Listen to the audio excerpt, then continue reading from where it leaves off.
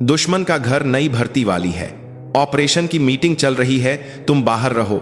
उस operation meeting में आई महिला सैनिक को कीड़े की तरह देखकर बाहर निकालने वाला वो अक्खड़ और घमंडी ऑपरेशन स्टाफ ऑफिसर था। लेकिन जिस नई भर्ती वाली महिला सैनिक का उसने अपमान किया, उसके कंधे पर 3 सितारे चमक रहे थे। वह उस पूरी यूनिट की कमान संभालने वाली इतिहास की पहली महिला ऑपरेशन कमांडर थी। एक साधारण बदले की भावना से शुरू हुआ यह टकराव सेना में कैंसर की तरह फैले एक विशाल भ्रष्टाचार के सच का सामना करवाता है।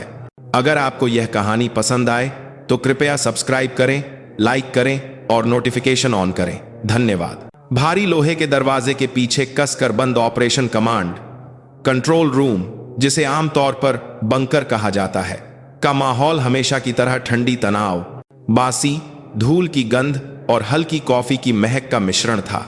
दीवार पर लगे विशाल स्क्रीन पर दुश्मन की संभावित घुसपैठ के रास्ते और भारतीय सेना की तैनाती की स्थिति को बारीकी से दिखाया गया था।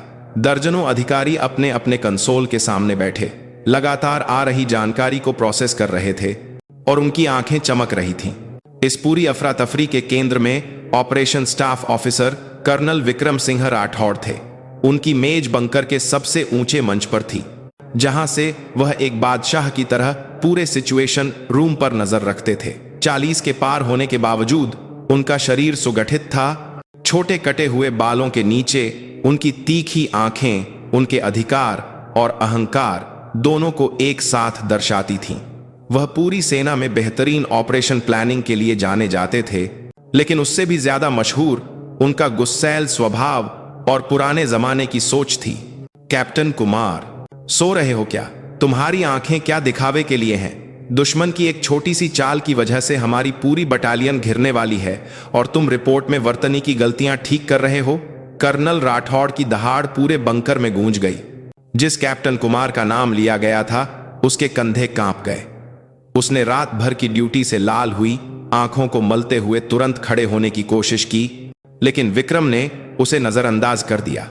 उसकी नजर हमेशा सबसे कमजोर कड़ी पर रहती थी और उसके हिसाब से सबसे कमजोर कड़ी स्पष्ट थी। वैसे भी आजकल की सेना इन लड़कियों के लिए खेलने की जगह बन गई है। जब ऐसे लोग जिन्हें सामान्य स्थिति का भी अंदाजा नहीं है कैप्टन का रैंक पहनेंगे तो देश कैसे ठीक से चलेगा। उसकी नजर बंकर के एक कोने में कम्युनिकेशन सपोर्ट का काम देख रही कैप्टन मीरा नायर पर पड़ी।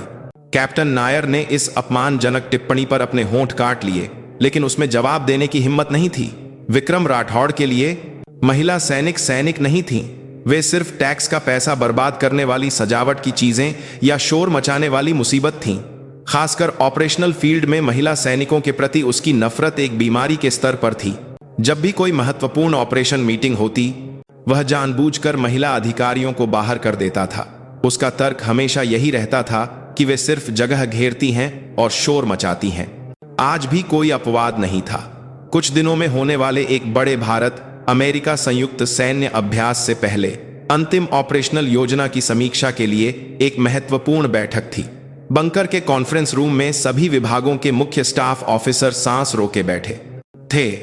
विक्रम ने संतुष्टि भरी मुस्कान के साथ कॉन्फ्रेंस रूम का जायजा लिया। उसकी सफाई की बदौलत कमरे में सिर्फ पुरुष अधिकारी थे। ठीक है, अब यह जगह एक कॉन्फ्रेंस रूम जैसी लग रही है। बिना किसी फालतू शोर के सीधे मुद्दे पर आते हैं। जैसे ही विक्रम ने ब्रीफिंग शुरू करने की कोशिश की, कॉन्फ्रेंस रूम का दरवाजा चुपचाप खुला। सबकी नजरें दरवाजे की ओर गईं। वहां एक साफ सुथरी लड़ाकू वर्दी में एक महिला सैनिक खड़ी थी। वह एक नया चेहरा थी। लंबे कद, छोटे कटे बाल, बिना मेकअप वाला चेहरा, लेकिन उसमें एक शालीन और मजबूत प्रभाव था। वह किसी नई भर्ती हुई लेफ्टिनेंट जैसी भी लग रही थी और किसी दूसरे यूनिट से हाल ही में ट्रांसफर होकर आई अधिकारी जैसी भी। मीटिंग में रुकावट आने से विक्रम की त्योरियां चढ़ गईं। उसने गुस्से भरी आवाज में उस महिला सैनिक पर चिल्लाया, कौन हो? दिख नहीं रहा कि यहां क्या हो रहा है? पता नहीं कहां से आ गई हो, लेकिन यह जगह तुम्हारे आने के लिए नहीं है। महिला सैनिक उसकी बातों से जरा भी विचलित नहीं हुई और चुपचाप कॉन्फ्रेंस रूम के अंदर आ गई। उसके शांत रवैये ने विक्रम के गुस्से को और भड़का दिया। उसने और भी अपमानजनक लहजे में कहा, बाहरी हो क्या? अभी ऑपरेशन मीटिंग चल रही है, लड़कियां बाहर रहें। अगर करने को कुछ नहीं है तो जाकर कॉफी बनाकर लाओ। यहाँ बैठे सभी लोग मेरे हाथ की बनी कॉफी पीने के लायक हैं। कॉन्फ्रेंस रूम में एक पल के लिए सन्नाटा छा गया। कुछ अधिकारी शर्म से सिर नहीं उठा पाए, जबकि कुछ ने विक्रम की बदतमीजी पर अपनी नाराजगी छिपाने की कोशिश की। उसकी बदजुबानी कोई नई बात नहीं थी, लेकिन आज यह कुछ ज्यादा ही लग रही थी। लेकिन महिला सैनिक के चेहरे पर अब भी कोई भाव नहीं था। वह विक्रम की ओर एक कदम और आगे बढ़ी। फिर उसने धीमी लेकिन पूरे कमरे में गूंजने वाली आवाज में कहा, ऑपरेशन स्टाफ ऑफिसर। उस आवाज में सिर्फ रैंक से परे एक ऐसा अधिकार था जिसे कोई नजरअंदाज नहीं कर सकता था। विक्रम एक पल के लिए अवाक रह गया। उसे सीधे घूरती हुई उस महिला की आंखें किसी नई अधिकारी की नहीं थीं। वे अनगिनत युद्ध क्षेत्रों में जीवन और मृत्यु से गुजर चुके एक अनुभवी सैनिक की गहरी और ठंडी आंखें थीं। महिला सैनिक ने अपनी लड़ाकू वर्दी के दाहिनी छाती पर लगे नेमप्लेट की ओर उंगली से इशारा किया, अंजलि शर्मा। फिर उसने धीरे से अपने कंधे की ओर इशारा किया। वहां कर्नल के 2 अशोक स्तंभों की बजाय रात के आसमान में सितारों की तरह चमकते हुए 3 चांदी के सितारे और अशोक स्तंभ लगे हुए थे। लेफ्टिनेंट जनरल, एक कोर से ऊपर की यूनिट का कमांडर, एक लगभग दैवीय हस्ती। मैं अपनी कॉफी खुद बना लूंगी, इसलिए कर्नल विक्रम, आप पहले अपनी जगह पर बैठिए। मुझे अभी अभी आपने जो कहा उस पर आपकी सफाई सुननी है। वह इस यूनिट की नई operation commander lieutenant general Anjali Sharma थीं। कॉन्फ्रेंस रूम में मौजूद सभी अधिकारी अपनी जगह से उछलकर खड़े हो गए और सलामी दी। जय हिंद। एक जोरदार आवाज गूंजी, लेकिन विक्रम अपनी जगह पर मूर्ति की तरह खड़ा रहा। उसके चेहरे का रंग उड़ गया था और वह सदमे, अविश्वास और देर से आए डर से सफेद पड़ गया था। उसने अभी अभी आसमान पर मुक्का मारा था। नहीं, उसने आसमान का गला पकड़कर उसे जमीन पर पटकने की कोशिश की थी। लेफ्टिनेंट जनरल अंजलि शर्मा ने पद संभालने से पहले ही कर्नल विक्रम राठौड़ की खराब प्रतिष्ठा के बारे में बहुत कुछ सुन रखा था, और आज उसने जानबूझकर अपना रैंक और पहचान बताए बिना उसकी असलियत को अपनी आंखों से देखने के लिए यहां आने का फैसला किया था। अफवाहें बिल्कुल भी बढ़ा चढ़ाकर नहीं कही गई थीं, बल्कि वे कल्पना से भी परे थीं। अंजलि ने ठंडी आंखों से विक्रम को घूरा। उसके दिमाग में पहले से ही दर्जनों अनुशासनात्मक कार्रवाइयों के दृश्य चल रहे थे, लेकिन साथ ही एक अनजाना सवाल भी उठ रहा था। पूरी सेना में सर्वश्रेष्ठ ऑपरेशनल क्षमता का मूल्यांकन और इतनी गिरी हुई शख्सियत, यह मेल नहीं खा रहा था। क्या कोई और वजह हो सकती है, या वह सिर्फ एक सड़े हुए सैनिक का प्रतीक था? उसके होठों पर बर्फ की तरह ठंडी मुस्कान फैल गई। बदला अब शुरू होने वाला था, लेकिन यह बदला सिर्फ एक घमंडी अधिकारी को कुचलने पर खत्म नहीं होगा। उसे इस यूनिट में गहराई तक फैली किसी और भी गहरी और अंधेरी चीज का अंदेशा हो रहा था। विक्रम राठौड़ शायद उस विशाल भ्रष्टाचार की शुरुआत भर था। कॉन्फ्रेंस रूम का माहौल शीशे की तरह भारी हो गया था। कमांडर अंजलि शर्मा की पहचान सामने आने के बाद किसी की भी जोर से सांस लेने की हिम्मत नहीं हो रही थी। सबकी नजरें मंच पर पत्थर की तरह जमे हुए कर्नल विक्रम राठौड़ और उसके सामने खड़ी कमांडर पर टिकी थीं। सब लोग बाहर जा सकते हैं। अंजलि का आदेश छोटा और दृढ़ था। कर्नल राठौड़ यहीं रुकेंगे। अधिकारी ऐसे बाहर निकले जैसे किसी ने इशारा किया हो। जैसे ही उनके पीछे भारी दरवाजा बंद हुआ, कमरे में सिर्फ 2 लोग रह गए। सन्नाटे में केवल विक्रम की भारी सांसें रुक रुक कर सुनाई दे रही थीं। उसके माथे पर ठंडे पसीने की बूंदें थीं। अपनी 20 साल की सैन्य सेवा में उसने ऐसे संकट का सामना नहीं किया था। उसे लगा कि उसे घुटनों के बल झुककर माफी मांगनी चाहिए, लेकिन उसके अहंकार ने और उससे भी गहरी किसी चीज ने उसके शरीर को अकड़ा दिया था। वह इस जगह पर अपनी वर्दी उतार देना पसंद करता, लेकिन एक औरत के सामने सिर झुकाना नहीं। यह तर्कहीन जिद ही उसका आखिरी बचा हुआ स्वाभिमान था। Operation staff officer colonel Vikram Rathore, Anjali ने पहले बोलना शुरू किया। उसकी आवाज में गुस्सा या तिरस्कार के बजाय एक ऐसी ठंडक थी जिसे मापा नहीं जा सकता था। अभी तुमने मुझसे जो कहा, क्या तुम उसे दोहरा सकते हो? शायद मैंने ठीक से सुना नहीं। यह कोई मौका नहीं था, यह पुष्टि थी। विक्रम ने अपने होंठ भींचे, लेकिन कोई शब्द नहीं निकला। उसका दिमाग खाली हो गया था। जवाब दो, अंजलि की आवाज में एक तीखी धार थी। विक्रम अनजाने में ही कांप गया। माफ कीजिएगा मैडम, जैसे गले में कांटा फंस गया हो। उसने बमुश्किल एक शब्द निकाला। अंजलि ने उसके जवाब पर हंसते हुए कहा, माफी? क्या तुम इसलिए माफी मांग रहे हो क्योंकि मैं एक महिला हूं? या क्योंकि मैं नई कमांडर हूं? अगर आज मैं एक नई भर्ती हुई लेफ्टिनेंट होती तो क्या तुम्हारा वह कॉफी लाने वाला आदेश अब भी लागू होता? वह धीरे धीरे विक्रम के पास गई। उसकी हील्स की टक टक की आवाज उसके दिल की धड़कनों को तेज कर रही थी।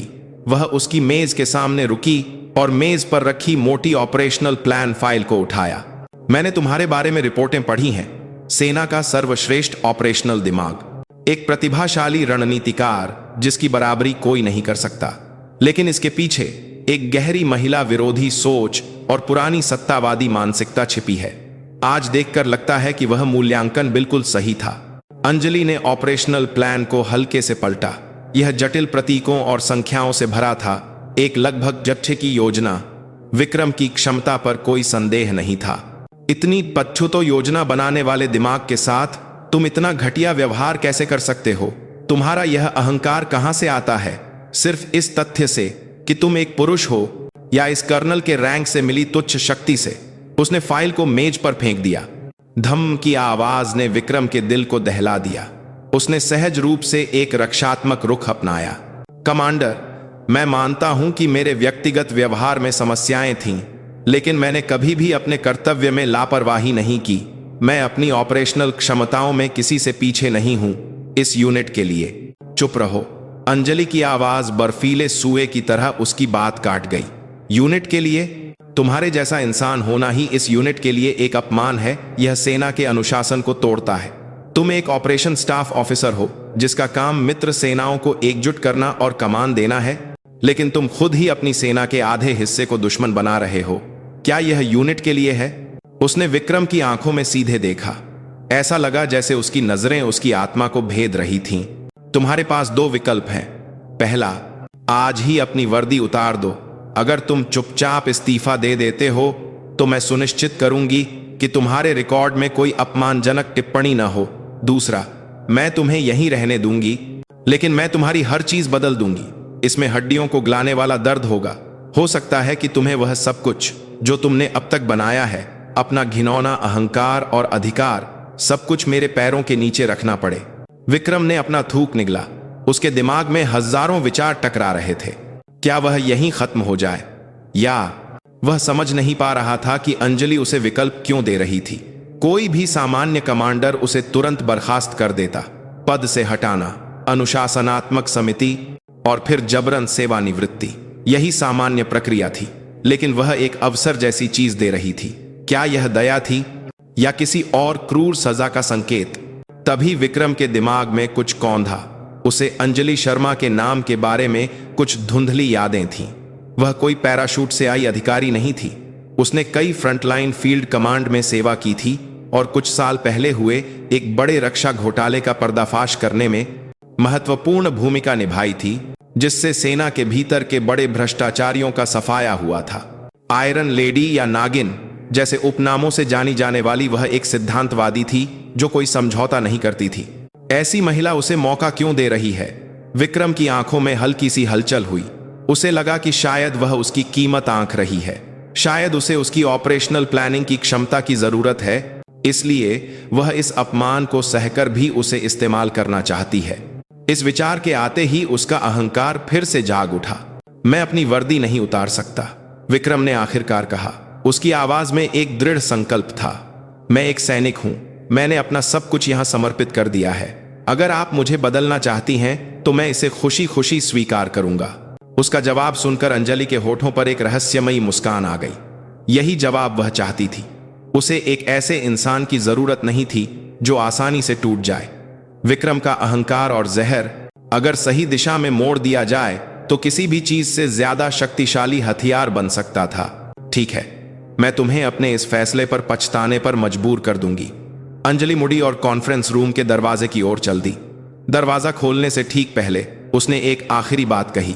ओह, और ऑपरेशन स्टाफ ऑफिसर, आगे से सभी मीटिंग्स में लिंग की परवाह किए बिना संबंधित पदों के सभी अधिकारियों को शामिल किया जाना चाहिए।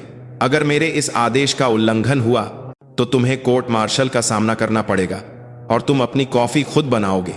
यह तुम्हारी मां का कैफे नहीं है। दरवाजा बंद हो गया और विक्रम फिर से अकेला रह गया। उसके पैरों की ताकत चली गई और वह कुर्सी पर गिर पड़ा। उसका पूरा शरीर ठंडे पसीने से भीगा हुआ था। उसे लगा जैसे वह अभी अभी नरक के दरवाजे से लौटा हो। लेकिन यह अंत नहीं था। कमांडर अंजलि शर्मा की आंखों ने उसे साफ साफ बता दिया था, यह तो बस शुरुआत है। उसने खिड़की से बाहर देखा। बंकर की बंद खिड़की के पार केवल गहरा अंधेरा था। उस पल उसे एहसास हुआ कि उसने अब तक जो भी लड़ाइयां लड़ी थीं, वे बच्चों का खेल थीं। असली जंग अब शुरू होने वाली थी और उस जंग का सबसे शक्तिशाली दुश्मन उसके सामने खड़ी वह महिला थी, कमांडर अंजलि शर्मा। उसे अभी तक यह पता नहीं था कि उनका असली दुश्मन एक दूसरे नहीं, बल्कि इस यूनिट की गहराइयों में कैंसर की कोशिकाओं की तरह फैला एक विशाल अंधेरा था। और उस अंधेरे में एक ऐसा सच उसका इंतजार कर रहा था जिसकी उसने कभी कल्पना भी नहीं की थी। कमांडर अंजलि शर्मा के पद संभालने का पहला दिन एक शक्तिशाली तूफान के साथ शुरू हुआ। अगले दिन से यूनिट में एक सूक्ष्म लेकिन स्पष्ट बदलाव की हवा बहने लगी। सबसे बड़ा बदलाव ऑपरेशन कमांड कंट्रोल रूम में हुआ, जो कर्नल विक्रम राठौड़ का साम्राज्य था। कर्नल राठौड़ ने कमांडर के निर्देश के अनुसार सभी बैठकों में महिला सैन्य अधिकारियों को शामिल करना शुरू कर दिया। पहले तो किसी को भी इस बदलाव पर विश्वास नहीं हुआ। कैप्टन मीरा नायर सहित महिला अधिकारी बैठक की सूचना मिलने के बाद भी आधा अधूरा विश्वास करते हुए कॉन्फ्रेंस रूम के दरवाजे पर झिझक रही थीं। उनकी आंखों में चिंता और संदेह था। कहीं यह कर्नल राठौड़ की कोई और चाल तो नहीं। उन्हें डर था कि जैसे ही वे कॉन्फ्रेंस रूम में कदम रखेंगी, उन्हें लड़कियों की इतनी हिम्मत कैसे हुई कि यहां घुस आईं जैसी गालियों के साथ बाहर निकाल दिया जाएगा। लेकिन जब उन्होंने कॉन्फ्रेंस रूम का दरवाजा खोला तो उन्हें उम्मीद के विपरीत एक दृश्य मिला। कर्नल विक्रम राठौड़ मंच पर अपनी सीट पर बैठे थे, लेकिन हमेशा की तरह उनकी आंखों में गुस्सा नहीं था। वह एक कठोर चेहरे के साथ केवल दस्तावेजों को देख रहे थे और आने वाली महिला अधिकारियों पर नजर भी नहीं डाल रहे थे। उनकी चुप्पी अपने आप में अजीब और असहज थी, लेकिन यह कम से कम गालियों से तो बेहतर थी। बैठक एक ऐसे माहौल में हुई जैसे कोई पतली बर्फ पर चल रहा हो। पुरुष अधिकारी कर्नल राठौड़ और नई कमांडर दोनों की नजरें बचाने में लगे थे, और महिला अधिकारी इस बात से घबराई हुई थीं कि कहीं वे कुछ गलत न बोल दें। विक्रम ने हमेशा की तरह बैठक का नेतृत्व किया, लेकिन उसकी भाषा में एक स्पष्ट संयम था। गालियां और ताने गायब हो गए थे, केवल शुष्क तथ्य और तीखी आलोचना बची थी। ऐसा लग रहा था जैसे कोई भावनाहीन मशीन बोल रही हो, लेकिन उसकी मूल प्रकृति आसानी से नहीं बदली। जब एक युवा महिला लेफ्टिनेंट ने रिपोर्टिंग के दौरान एक छोटी सी गलती की, तो उसके होंठ एक पल के लिए घृणा से मुड़ गए। उसने कुछ चिल्लाने की कोशिश की, लेकिन फिर कॉन्फ्रेंस रूम के पीछे बैठी कमांडर अंजलि शर्मा की उपस्थिति का एहसास हुआ और उसने बमुश्किल अपना मुंह बंद कर लिया। इसके बजाय उसने अपनी उंगलियों से मेज पर टक टक करके अपनी नाराजगी को स्पष्ट रूप से व्यक्त किया। उस छोटी सी आवाज से भी कॉन्फ्रेंस रूम का तापमान कुछ डिग्री और गिर गया। अंजलि यह सब चुपचाप देख रही थी। उसने फैसला किया था कि विक्रम को केवल दंडित करने के बजाय उसकी क्षमताओं को बनाए रखते हुए उसे नियंत्रित करना और उसका उपयोग करना पूरी यूनिट के लिए अधिक फायदेमंद होगा। लेकिन यह कोई आसान काम नहीं था। एक जंगली जानवर को वश में करने के लिए सिर्फ चाबुक ही काफी नहीं होता। कभी कभी गाजर की ओर, कभी कभी और भी चालाक जाल की जरूरत होती है। उसने विक्रम पर निगरानी शुरू कर दी। यह कोई आधिकारिक जांच नहीं थी, बल्कि उसके अपने तरीके से की जाने वाली एक शांत और गुप्त निगरानी थी। उसने अपने सहायक मेजर अर्जुन कुमार को विक्रम की हर चीज का पता लगाने का निर्देश दिया, उसके पिछले सेवा रिकॉर्ड, प्रतिष्ठा और यहां तक कि उसके निजी संबंधों तक। मेजर अर्जुन अंजलि के सबसे भरोसेमंद अधिकारियों में से एक था। उसके पास बेहतरीन सूचना विश्लेषण क्षमता और किसी भी स्थिति में अविचलित रहने वाली ठंडक थी। उसने कमांडर के आदेश के अनुसार कर्नल राठौड़ के कार्मिक रिकॉर्ड कार्ड से शुरुआत की। विक्रम का रिकॉर्ड अपने आप में तुहार जात था। एनडीए से टॉपर, हर यूनिट में सर्वश्रेष्ठ कमांडर का मूल्यांकन और कई सफल ऑपरेशन योजनाओं के लिए मिले प्रशंसा पत्र। उसका सैन्य जीवन एक एलीट कोर्स का प्रतीक था। कोई कमी न मिलना ही संदेह पैदा कर रहा था। हर इंसान गलतियां करता है, लेकिन उसके रिकॉर्ड में इसका कोई निशान तक नहीं था। ऐसा लग रहा था जैसे किसी ने जानबूझकर एक आरपरता मूर्ति बनाई हो। मेजर अर्जुन ने उन यूनिट्स के सहयोगियों से संपर्क किया जहां विक्रम ने पहले सेवा की थी और अनौपचारिक रूप से जानकारी जुटाई।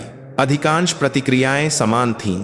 क्षमता में सर्वश्रेष्ठ, लेकिन इंसान के तौर पर उससे दूर रहना ही बेहतर है। उसके अधीन काम करने का 1 साल पूरी सैन्य सेवा से ज्यादा मुश्किल था। लेकिन उसकी महिला विरोधी सोच के बारे में राय थोड़ी अलग थी। कुछ ने कहा कि वह हमेशा से ऐसा ही था, लेकिन कुछ ने गवाही दी कि एक विशेष समय के बाद यह चरम पर पहुंच गया था।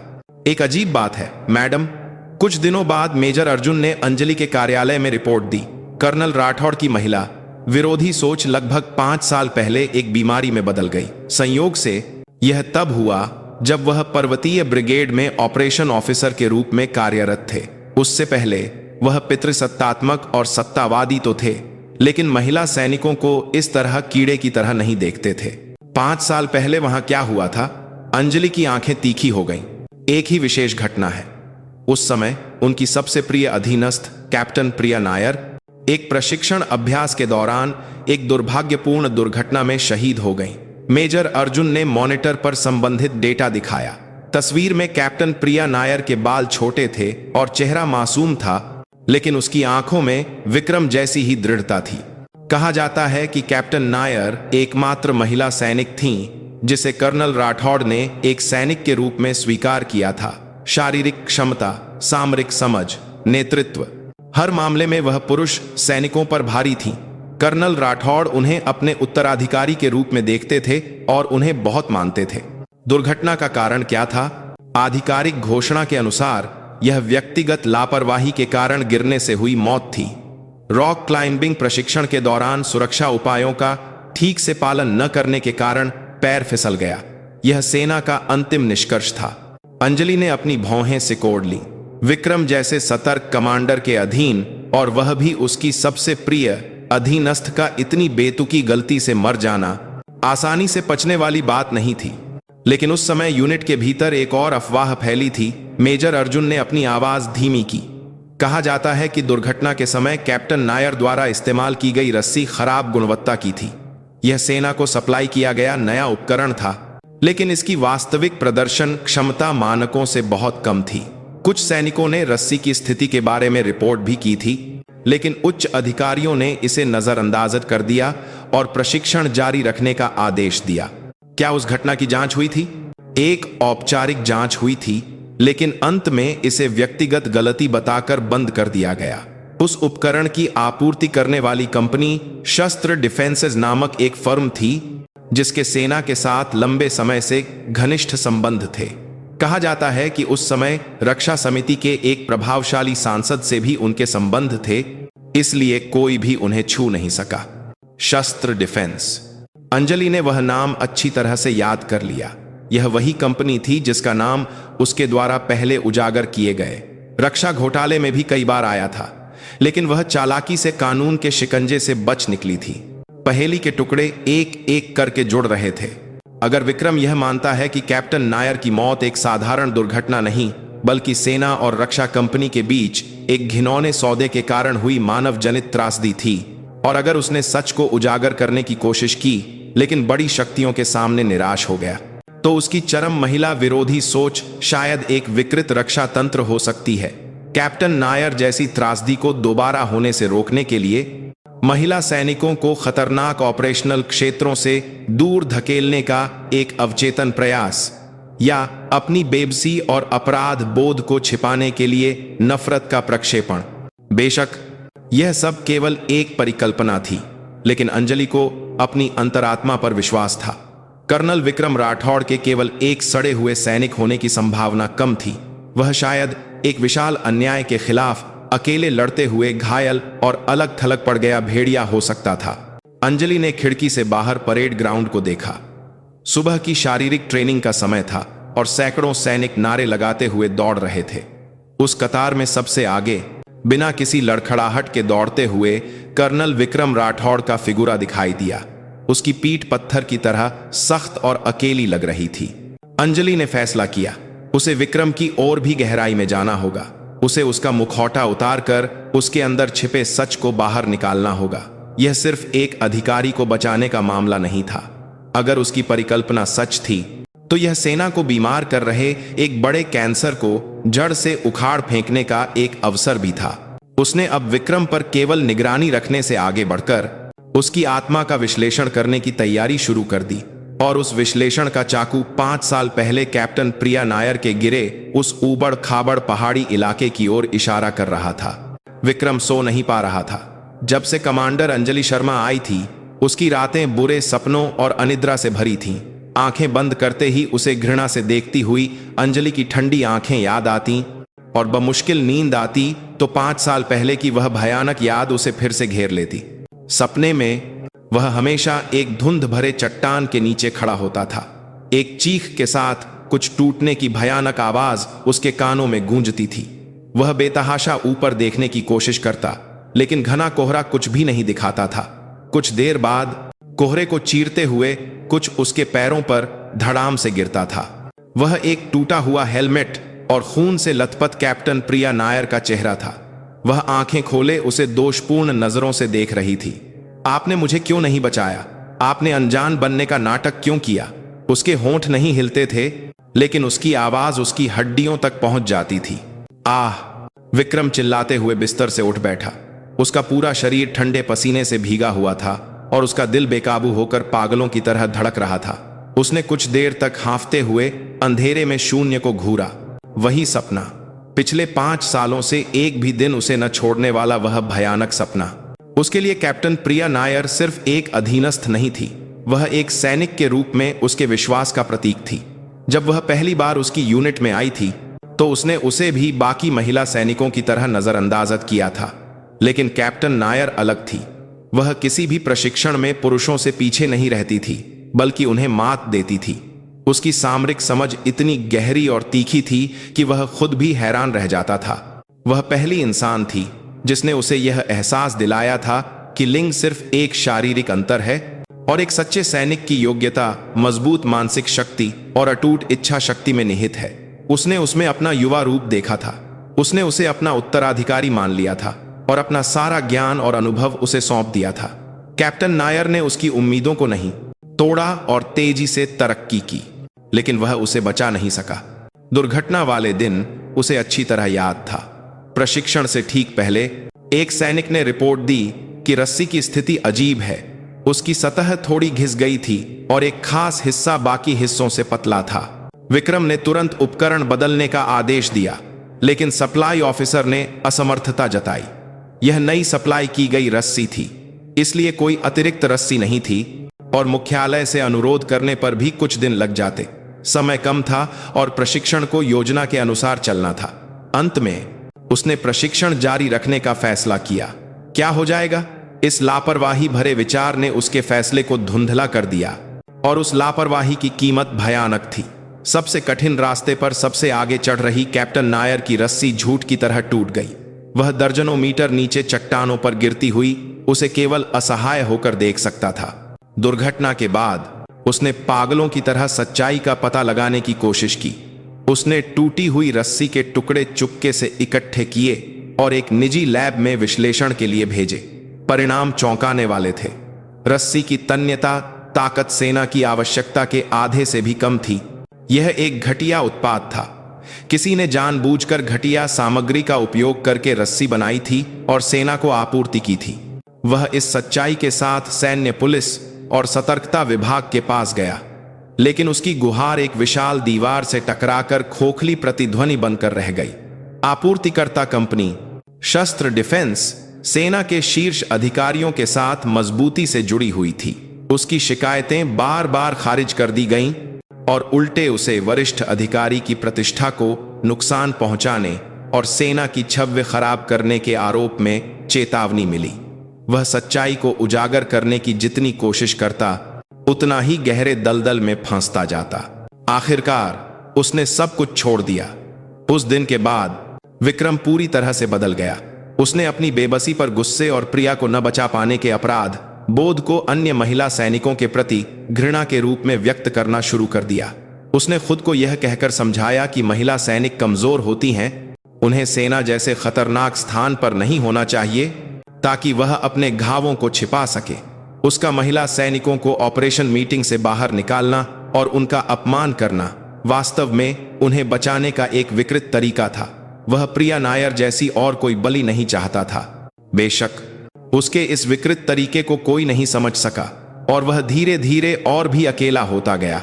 विक्रम बिस्तर से उठा और पानी पिया। ठंडे पानी को अपने चेहरे पर डालते हुए उसने कमांडर अंजलि शर्मा को याद किया। वह सब कुछ भेद लेने वाली आंखों से उसे देख रही थी। क्या वह इस घिनौनी सच्चाई को उजागर कर सकती है? नहीं, वह भी इस विशाल प्रणाली का एक हिस्सा है। जिस क्षण वह उसे सच बताएगा, उसे केवल संगठन में फिट न हो पाने वाला एक मानसिक रोगी करार दिया जाएगा और अपमानजनक तरीके से सेना से निकाल दिया जाएगा। उसने अपना सिर हिलाया। किसी पर भरोसा नहीं करना चाहिए। यह लड़ाई उसे अकेले ही लड़नी होगी। उसने पिछले 5 सालों में शस्त्र डिफेंस और उसके पीछे के सैन्य शीर्ष अधिकारियों के भ्रष्टाचार को गुप्त रूप से ट्रैक किया था। ऑपरेशन स्टाफ ऑफिसर का पद उच्च स्तरीय जानकारी तक पहुंचने के लिए सुविधाजनक था और उसने अपने अधिकार का उपयोग करके धीरे धीरे सबूत इकट्ठे किए थे। उसका अभिमानी और सनकी स्वभाव दूसरों के संदेह से बचने में मददगार था। कोई भी कल्पना नहीं कर सकता था कि वह ऐसी गुप्त जांच कर रहा होगा, लेकिन अंजलि का आगमन उसकी पूरी योजना को हिलाकर रख दिया था। उसकी तीखी निगरानी में पहले की तरह स्वतंत्र रूप से काम करना असंभव था। वह उसकी सबसे शक्तिशाली दुश्मन और सबसे बड़ी बाधा थी। तभी उसकी मेज पर रखा एन्क्रिप्टेड संचार उपकरण धीरे से वाइब्रेट हुआ। विक्रम ने धड़कते दिल से सावधानी से उपकरण की जांच की। एक अज्ञात प्रेषक से एक छोटा संदेश था। नागिन तुम पर नजर रख रही है, पकड़े मत जाना, सावधान रहो। अगले महीने संयुक्त अभ्यास में शस्त्र के नए संचार उपकरणों का परीक्षण किया जाएगा। वह उनकी दुखती रग होगी। सावधान रहो कि दुखती रग होगी, सावधान रहो कि दुखती रग होगी। विक्रम की आंखें बड़ी हो गईं। नागिन कमांडर अंजलि शर्मा का उपनाम था। इस संदेश को भेजने वाला जानता था कि अंजलि उस पर नजर रख रही है और वह शस्त्र डिफेंस की अंदरूनी जानकारी भी रखता था। वह एक मुखबिर था जिसने पिछले कुछ सालों में उसे कई बार महत्वपूर्ण जानकारी दी थी। विक्रम उसकी पहचान नहीं जानता था, लेकिन उसे संदेह था कि वह सेना के किसी उच्च पद पर है या शस्त्र डिफेंस का कोई प्रमुख व्यक्ति है। संदेश ने उसके दिल में फिर से आग लगा दी। संयुक्त अभ्यास। जब इतनी बड़ी संख्या में सैनिक और उपकरण हरकत में होते हैं तो कुछ छिपाने या हेरफेर करने का यह सबसे अच्छा मौका होता है, और साथ ही उसकी खामियों का फायदा उठाने का भी। उसने फैसला किया, उसे इस संयुक्त अभ्यास में सब कुछ खत्म करना होगा। शस्त्र डिफेंस के भ्रष्टाचार को दुनिया के सामने लाना होगा और प्रिया नायर की अन्यायपूर्ण मौत का सच उजागर करना होगा। इसके लिए उसे कमांडर अंजलि शर्मा की निगरानी से बचना होगा, बल्कि उसे उसकी निगरानी का उल्टा फायदा उठाना पड़ सकता है। उसे जानबूझकर गलत जानकारी देकर भ्रमित करना होगा और उस मौके का फायदा उठाकर अपनी योजना को अंजाम देना होगा।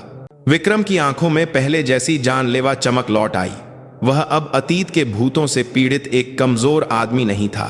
वह बदला लेने के लिए सब कुछ दांव पर लगाने को तैयार एक शिकारी कुत्ता था, और उसका शिकार थे शस्त्र डिफेंस और उसके पीछे की ताकतें और उसके रास्ते में आने वाली नई कमांडर अंजलि शर्मा। उसे अभी तक यह एहसास नहीं था कि जिस शिकार का वह पीछा कर रहा था और जो शिकारी उसका पीछा कर रहा था, वे अंततः एक ही लक्ष्य की ओर दौड़ रहे थे, और जहां उनके रास्ते मिलेंगे वहां एक ऐसा बड़ा मोड़ उनका इंतजार कर रहा था जिसकी उन्होंने कल्पना भी नहीं की थी। अंजलि को शुरू से ही पता था कि विक्रम उसे धोखा देने की कोशिश कर रहा है। उसका व्यवहार बहुत ही स्पष्ट और अस्वाभाविक था। वह जानबूझकर गलत जानकारी देता और छोटी छोटी गलतियां करता ताकि अंजलि का ध्यान कहीं और भटक जाए। यह वैसा ही था जैसे कोई जान करे अनाड़ी जादूगर दर्शकों का ध्यान भटकाने के लिए बढ़ा चढ़ाकर हाथ हिलाता है। हाल ही में विक्रम ने रात के रक्षा अभ्यास की योजना की रिपोर्ट करते हुए एक दस्तावेज प्रस्तुत किया था, जिसमें दुश्मन के मुख्य घुसपैठ के रास्ते को पूर्वी पहाड़ी रिज के रूप में अनुमानित किया गया था। लेकिन यूनिट के सभी सूचना स्रोतों और भौगोलिक विशेषताओं से यह स्पष्ट था कि मुख्य घुसपैठ का रास्ता पश्चिमी घाटी होगा। यह एक ऐसी बुनियादी बात थी जिसे रणनीति का खाक भी जानने वाला एक लेफ्टिनेंट समझ सकता था। सेना के सर्वश्रेष्ठ ऑपरेशनल दिमाग वाले विक्रम से ऐसी बचकानी गलती की उम्मीद नहीं की जा सकती थी। इस रिपोर्ट की फिर से समीक्षा करो, अंजलि ने रिपोर्ट विक्रम को लौटाते हुए ठंडे स्वर में कहा। यह ऑपरेशन स्टाफ ऑफिसर की निर्णय क्षमता पर संदेह पैदा करता है। या क्या तुम मुझे परख रहे हो? विक्रम ने घबराहट को छिपाते हुए बहाना बनाया। माफ कीजिएगा मैडम, हाल ही में संयुक्त अभ्यास की तैयारी के कारण काम का बोझ इतना ज्यादा है कि मैं छोटी छोटी बातों पर ध्यान नहीं दे सका। मैं इसे तुरंत ठीक कर दूंगा। उसका बहाना उबिजिचलनी नहीं था। अंजलि को यकीन हो गया था कि वह जानबूझकर उसे भ्रमित कर रहा है और इस बीच कुछ और योजना बना रहा है, और वह कुछ और निश्चित रूप से आने वाले संयुक्त अभ्यास से संबंधित था। एक अज्ञात मुखबिर द्वारा उल्लिखित शस्त्र डिफेंस के नए संचार उपकरण उसके दिमाग में घूम रहे थे। अंजलि ने विक्रम के इरादे का उल्टा फायदा उठाने का फैसला किया। उसने उसके बिछाए जाल में जानबूझकर फंसने का नाटक करने और यह पता लगाने का फैसला किया कि उसका असली मकसद क्या है। उसने चुपचाप मेजर अर्जुन कुमार को बुलाया। मेजर, अब से कर्नल राठौड़ द्वारा रिपोर्ट किए गए सभी दस्तावेजों और योजनाओं को सतही तौर पर मंजूरी दे दो, लेकिन वास्तविक सैनिकों की तैनाती हमारी फिर से बनाई गई योजना के अनुसार गुप्त रूप से होगी। कर्नल राठौड़ को इस बारे में पूरी तरह से अनभिज्ञ रखो और ऐसा दिखाओ कि तुम उसके साथ हो। हमें उसका विश्वास जीतना होगा। मेजर अर्जुन एक पल के लिए झिझका। यह एक बहुत ही खतरनाक जुआ था। अगर विक्रम का असली इरादा यूनिट को खतरे में डालना हुआ तो इसके परिणाम अपरिवर्तनीय हो सकते थे। मैडम, यह बहुत खतरनाक फैसला है। हम कर्नल पर भरोसा नहीं कर सकते। मैं भी उस पर भरोसा नहीं करती, लेकिन मैं अपनी अंतरात्मा पर भरोसा करती हूं। वह यूनिट को नष्ट करने की कोशिश नहीं कर रहा है। वह कुछ बचाने के लिए या कुछ उजागर करने के लिए लड़ रहा है। हमें उस दरवाजे से अंदर जाना होगा जिसे वह खोलेगा। अंजलि का इरादा पक्का था। उस दिन के बाद यूनिट में एक अजीब सहजीवी संबंध बन गया। विक्रम अंजलि को धोखा देने के लिए झूठी जानकारी और योजनाएं रिपोर्ट करता रहा, और अंजलि सब कुछ जानते हुए भी उसकी योजनाओं को मंजूरी देती रही। ऑपरेशन कमांड कंट्रोल रूम में एक ही समय में दो अलग अलग ऑपरेशन चल रहे थे। एक विक्रम द्वारा बनाई गई आधिकारिक योजना, और दूसरी अंजलि द्वारा गुप्त रूप से निर्देशित की जा रही वास्तविक योजना। विक्रम को यकीन हो गया था कि अंजलि उसकी चाल में पूरी तरह से फंस गई है। वह मन ही मन उस पर हंसा।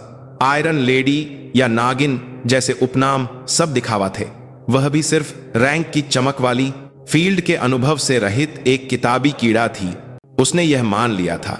आत्मविश्वास से भरकर उसने और भी साहसी कदम उठाने शुरू कर दिए। उसने संयुक्त अभ्यास की योजना के मुख्य हिस्सों में बदलाव करना शुरू कर दिया। खासकर संचार के क्षेत्र में उसका हस्तक्षेप बहुत ज्यादा था। उसने जोर देकर कहा कि इस अभ्यास में परीक्षण किए जाने वाले शस्त्र डिफेंस के नए लंबी दूरी के संचार प्रणाली HL 500 को एक विशेष क्षेत्र में केंद्रित रूप से तैनात किया जाना चाहिए।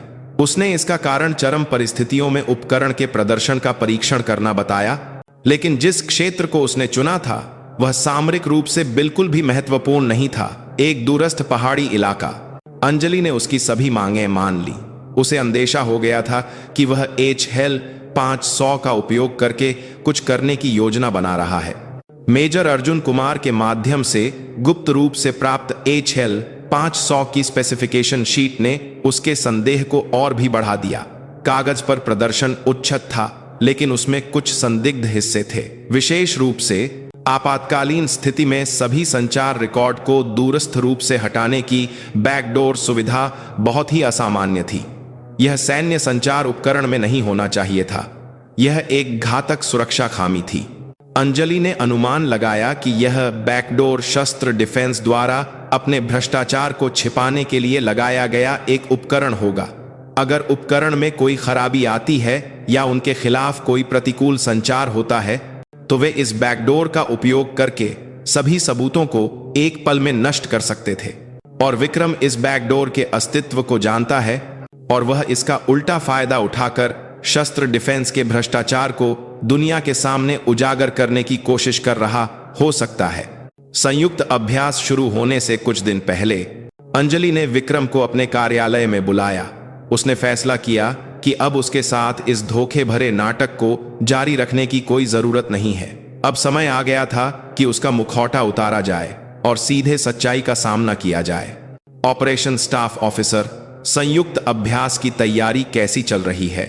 अंजलि ने सामान्य लहजे में पूछा। IPS: जी मैडम, सभी तैयारियां योजना के अनुसार बिना किसी रुकावट के चल रही हैं। विक्रम ने आत्मविश्वास से भरे स्वर में उत्तर दिया। अच्छा, मुझे तो तुम्हारी योजना में बहुत सारी खामियां दिख रही हैं। अंजलि ने अपनी मेज की दराज से एक लिफाफा निकाला और उसके सामने फेंक दिया। लिफाफे के अंदर विक्रम द्वारा सैनिकों को पूर्वी रिज की ओर आकर्षित करने के लिए बनाई गई झूठी सूचना रिपोर्ट और HL 500 संचार उपकरण के बैकडोर फंक्शन के विश्लेषण के दस्तावेजस थे। विक्रम का चेहरा एक पल में राख जैसा हो गया। उसे एहसास हुआ कि उसकी पूरी योजना शुरू से ही अंजलि की मुट्ठी में थी। वह पूरी तरह से धोखा खा चुका था। गुस्सा, शर्मिंदगी और एक अनजानी निराशा ने उसके पूरे शरीर को घेर लिया। यह कैसे? तुम्हारा अभिनय बहुत अनाड़ी था कर्नल। मुझे शुरू से ही पता था कि तुम कुछ छिपा रहे हो। अब यह नाटक बंद करो और बताओ कि तुम वास्तव में क्या चाहते हो। 5 साल पहले कैप्टन प्रिया नायर के साथ क्या हुआ था और तुम शस्त्र डिफेंस के संचार उपकरण के साथ क्या करने की योजना बना रहे हो? अंजलि की आवाज कड़ी थी, लेकिन उसकी आंखों में एक हल्की सी सहानुभूति थी। वह उससे पूछताछ नहीं कर रही थी, बल्कि वह उसे हाथ बढ़ा रही थी। वह कह रही थी कि यह बोझ अकेले उठाने के लिए बहुत भारी है, अब इसे मिलकर उठाते हैं। विक्रम ने अंजलि के चेहरे को खालीपन से देखा। उसने पिछले 5 सालों में कभी भी किसी से अपना दर्द साझा नहीं किया था। वह हमेशा अकेला था, लेकिन अब जिस महिला से वह सबसे ज्यादा नफरत और घृणा करता था, वही उसे सबसे अच्छी तरह समझ रही थी। उसके मन में अविश्वास और घृणा की जो मोटी दीवार थी, उसमें एक छोटी सी दरार पड़ने लगी। वह इस दरार के सामने क्या चुनाव करेगा? क्या वह अतीत के भूतों में फंसा रहेगा या हिम्मत करके हाथ बढ़ाएगा? उसके जवाब पर ही आगे होने वाली हर चीज का भविष्य टिका था। विक्रम चुप रहा। कमांडर अंजलि शर्मा के कार्यालय में भारी सन्नाटा पसरा था। उसका दिमाग एक बड़े तूफान के बाद जैसा अस्त व्यस्त था। सब कुछ पकड़े जाने का गुस्सा और शायद इस घिनौनी लड़ाई को खत्म कर पाने की एक धुंधली उम्मीद के बीच वह बुरी तरह से संघर्ष कर रहा था। वह अंजलि शर्मा नामक इस महिला को बिल्कुल भी समझ नहीं पा रहा था। उसके पास उसे बर्बाद करने के सारे सबूत थे, फिर भी वह उसे क्यों नहीं दबा रही थी? बोलो कर्नल, अंजलि ने फिर से कहा। मैं तुम्हारी दुश्मन नहीं हूं। उसकी आवाज अजीब तरह से शांत थी। विक्रम ने अपने सूखे होठों पर जीभ फेरी। उसे फैसला करना था, क्या वह चुप रहकर सब कुछ अकेले सहता हुआ बर्बाद हो जाए या जोखिम उठाकर अपने सामने बैठी इस महिला को सब कुछ बता दे? उसने अंजलि की आंखों में सीधे देखा। उन गहरी और पारदर्शी आंखों में कोई धोखा या पाखंड नहीं था, केवल सच्चाई जानने की एक मजबूत इच्छा थी। आखिरकार उसके मुंह से शब्द ऐसे फूटे जैसे कोई कसकर बंद बांध टूट गया हो। 5 साल पहले मेरी अधीनस्थ कैप्टन प्रिया नायर एक प्रशिक्षण अभ्यास के दौरान शहीद हो गई थी। उसकी आवाज सूखे पत्तों की तरह खुरदरी थी। उसने पिछले 5 सालों से अपने सीने में दबा रखी उस कहानी को, उस भयानक सच्चाई को जिसे उसने कभी किसी को नहीं बताया था, उगलना शुरू कर दिया। खराब गुणवत्ता की रस्सी, छिपाई गई सच्चाई, शस्त्र डिफेंस का भ्रष्टाचार और बड़ी शक्तियों के सामने असहाय होकर निराश होने का उसका अतीत। उसकी कहानी बेतरतीब थी, लेकिन उसमें गहरा दुख, गुस्सा और भयानक अपराध बोध स्पष्ट रूप से घुला हुआ था। अंजलि ने बिना कुछ कहे उसकी पूरी आपबीती सुनी। वह अधिकांश तथ्यों को पहले से ही जानती थी, लेकिन पीड़ित के मुंह से सच्चाई का वजन सुनना बिल्कुल अलग था। वह विक्रम नामक एक व्यक्ति द्वारा लड़ी गई अकेली लड़ाई की गहराई का अंदाजा लगा सकती थी। उसका विकृत व्यवहार वास्तव में एक विशाल अन्याय के खिलाफ लड़ते हुए घायल हुई आत्मा की एक दर्दनाक चीख थी। विक्रम की कहानी खत्म होने पर अंजलि चुपचाप अपनी जगह से उठी और खिड़की के पास चली गई। तो यह बात थी। मुझे लगा ही था कि तुम्हारा व्यवहार सिर्फ घटिया महिला विरोधी सोच का परिणाम नहीं है, उसने खिड़की से बाहर देखते हुए कहा। कर्नल, तुमने गलत तरीके से लड़ाई लड़ी। तुम्हारे तरीके ने केवल आसपास के लोगों को चोट पहुंचाई और तुम्हें अकेला कर दिया। सच्चाई को उजागर करने के लिए कभी कभी अपने घावों को दिखाना और दूसरों का हाथ थामना भी जरूरी होता है। वह मुड़ी और विक्रम को देखा। अब से अकेले मत लड़ो, मेरे साथ लड़ो। उस पल विक्रम को अपने कानों पर विश्वास नहीं हुआ। अंजलि उसे दंडित करने के बजाय एक गठबंधन का प्रस्ताव दे रही थी। मैडम, आप मुझे क्यों? क्योंकि मैं एक सैनिक के रूप में तुम पर विश्वास करती हूं। हाँ, एक इंसान के रूप में तुम्हें अभी बहुत कुछ सीखना है, लेकिन अंजलि के होठों पर एक हल्की मुस्कान आई। मैंने इस यूनिट में आने से पहले ही शस्त्र डिफेंस पर नजर रखी थी। वे सेना को दीमक की तरह खा रहे हैं। यह संयुक्त अभ्यास उनके भ्रष्टाचार को दुनिया के सामने लाने का एक सुनहरा मौका है।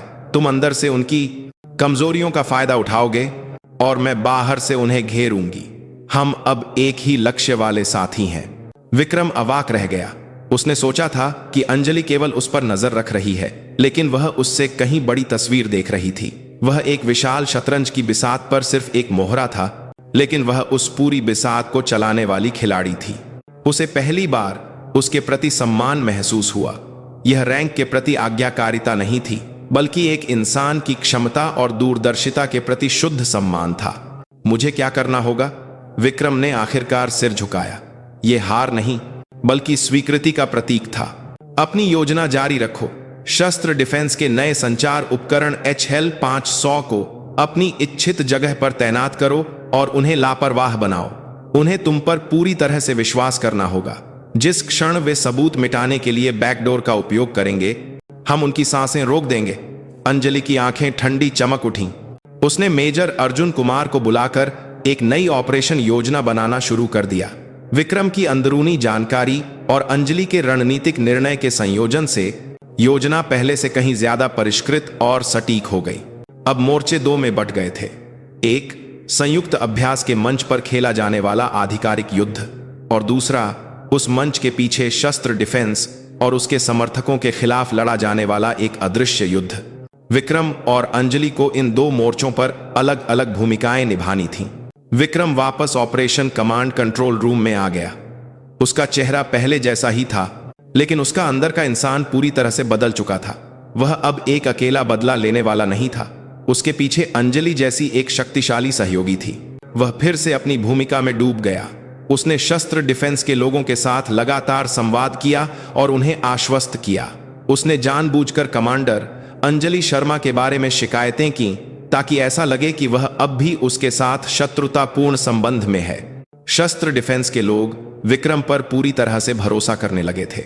वे इस बात से निश्चिंत थे कि उन्होंने अपने भ्रष्टाचार को ढकने के लिए एक अंदरूनी सहायक पा लिया है, और वे संयुक्त अभ्यास में HL-500 के प्रदर्शन का दिखावा करने की तैयारी में व्यस्त थे। उन्हें यह बिल्कुल भी पता नहीं था कि वे अपने ही खोदे हुए जाल में फंस रहे हैं। इस बीच अंजलि बाहर से काम कर रही थी।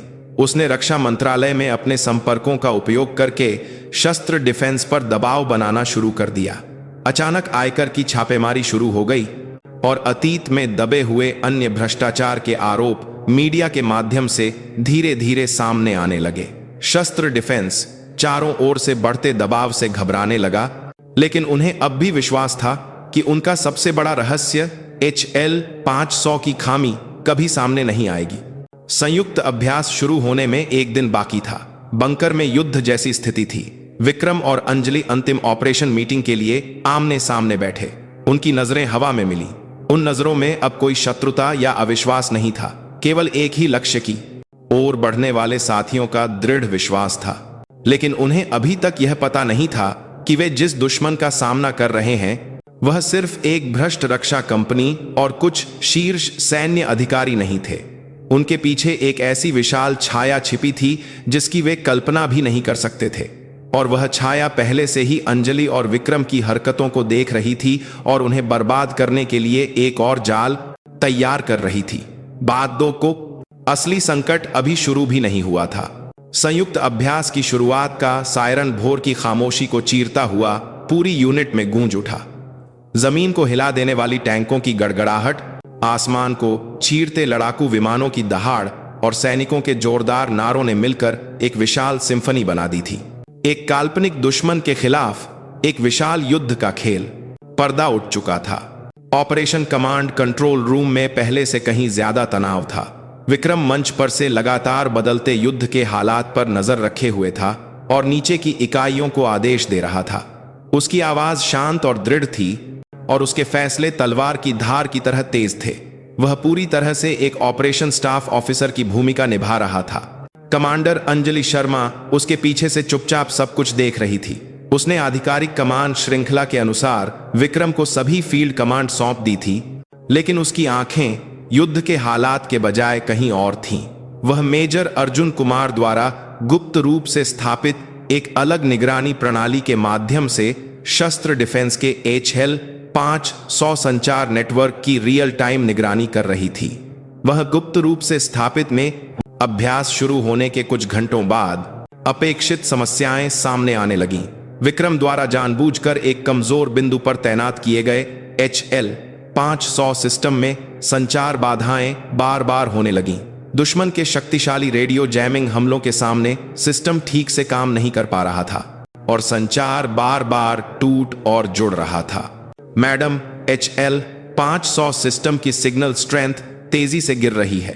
अगर ऐसा ही चलता रहा तो उस क्षेत्र की इकाइयां पूरी तरह से अलग थलग पड़ सकती हैं।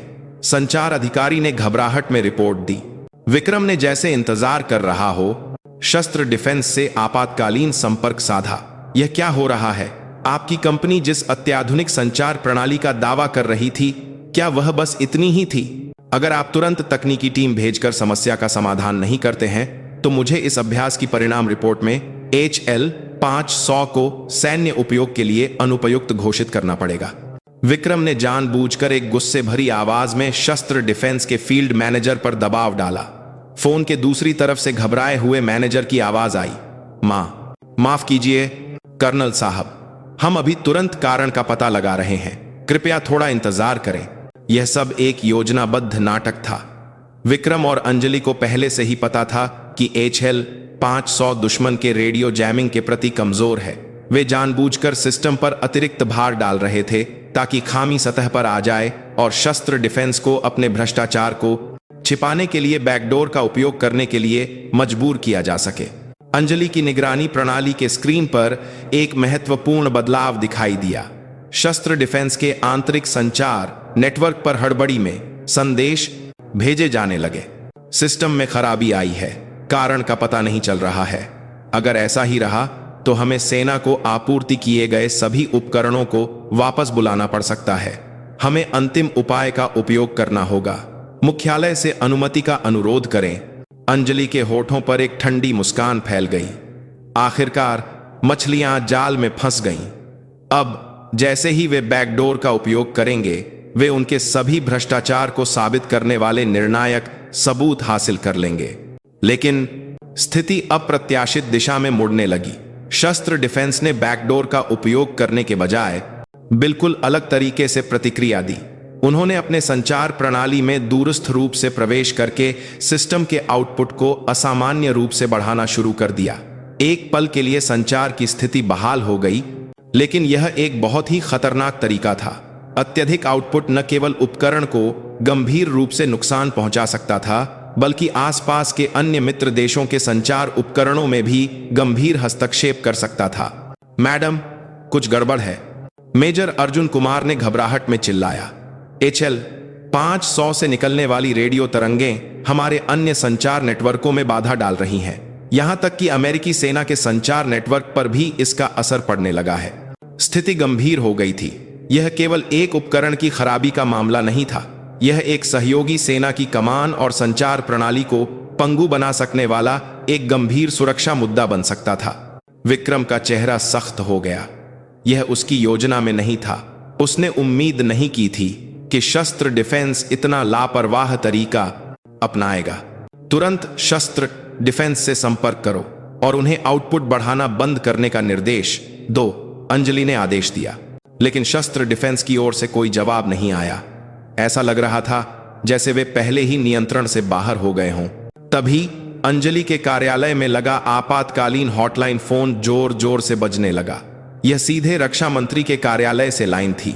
अंजलि ने धड़कते दिल से रिसीवर उठाया। रिसीवर के दूसरी तरफ से एक अप्रत्याशित व्यक्ति की आवाज आई।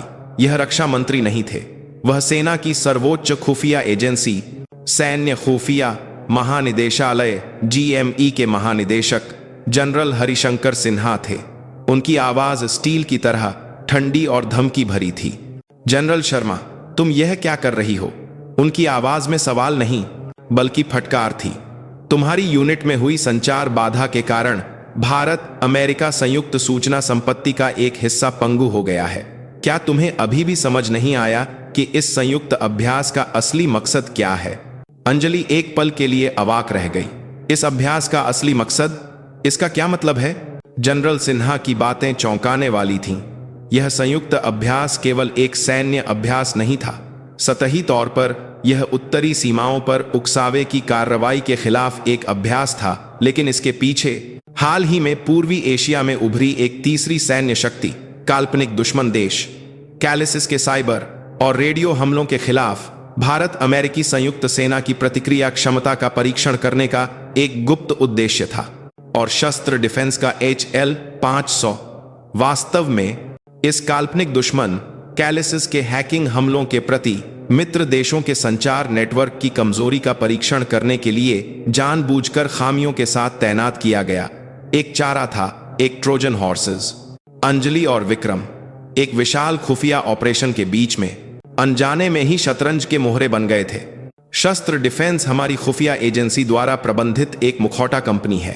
यह सच है कि उन्होंने अब तक सेना को घटिया उपकरण दिए हैं और भ्रष्टाचार किया है, लेकिन यह सब कैलिस को धोखा देने के लिए एक स्मोक स्क्रीन ऑपरेशन का हिस्सा था। लेकिन जनरल शर्मा और कर्नल राठौड़ ने सच्चाई जाने बिना ही मनमाने ढंग से काम करके हमारे महत्वपूर्ण ऑपरेशन को बर्बाद कर दिया है। तुरंत सभी ऑपरेशन बंद करो और अपनी पार्टी से करता है। वर्तमान स्थिति में प्रतीक्षा करो। यह एक आदेश है। जनरल सिन्हा ने एक तरफा फोन काट दिया। अंजलि ने स्तब्ध होकर रिसीवर नीचे रखा। उसे लगा जैसे उसके शरीर की सारी ताकत चली गई हो। न्याय स्थापित करने और सेना के भ्रष्टाचार को खत्म करने की उनकी कार्रवाई अंततः राष्ट्रीय सुरक्षा को खतरे में डालने वाली एक देशद्रोही कार्रवाई बन गई थी। विक्रम ने एक कठोर चेहरे के साथ अंजलि को देखा। उसकी आंखें निराशा में कांप रही थीं। 5 साल की उसकी दर्दनाक लड़ाई, बदला लेने और न्याय स्थापित करने के उसके सभी प्रयास एक पल में धुआं हो गए थे। नहीं, इससे भी बदतर, वह इस चौंकाने वाली सच्चाई के सामने टूट रहा था कि शस्त्र डिफेंस, जिसे वह प्रिया नायर की मौत का दुश्मन समझता था, वास्तव में मित्र पक्ष था। लेकिन यह अंत नहीं था। नियंत्रण से बाहर हो चुका HL 500 सिस्टम अचानक अपने सभी फायरवॉल को निष्क्रिय करने लगा और बाहरी हमलों के लिए असुरक्षित हो गया। और उस खुले दरवाजे से एक अज्ञात हैकिंग कोड पूरी सेना की कमान और नियंत्रण प्रणाली में तेजी से फैलने लगा। मैडम, बड़ी गड़बड़ हो गई है। बाहरी शक्ति का साइबर हमला है। हमारी कमान और नियंत्रण प्रणाली पर कब्जा किया जा रहा है। बंकर के अंदर आपातकालीन अलार्म बजने लगे। कैलिस ने चारा निगल लिया था। नहीं, स्थिति उससे भी गंभीर थी। वे केवल चारा निगलने से आगे बढ़कर सेना के दिल तक पहुंच रहे थे। जनरल हरिशंकर सिन्हा की योजना या तो पहले ही विफल हो चुकी थी या शुरू से ही किसी और उद्देश्य के साथ एक धोखा देने वाला ऑपरेशन था। अंजलि और विक्रम ने इस चरम संकट में महसूस किया कि वे 2 नहीं बल्कि 3 मोर्चों पर लड़ रहे थे।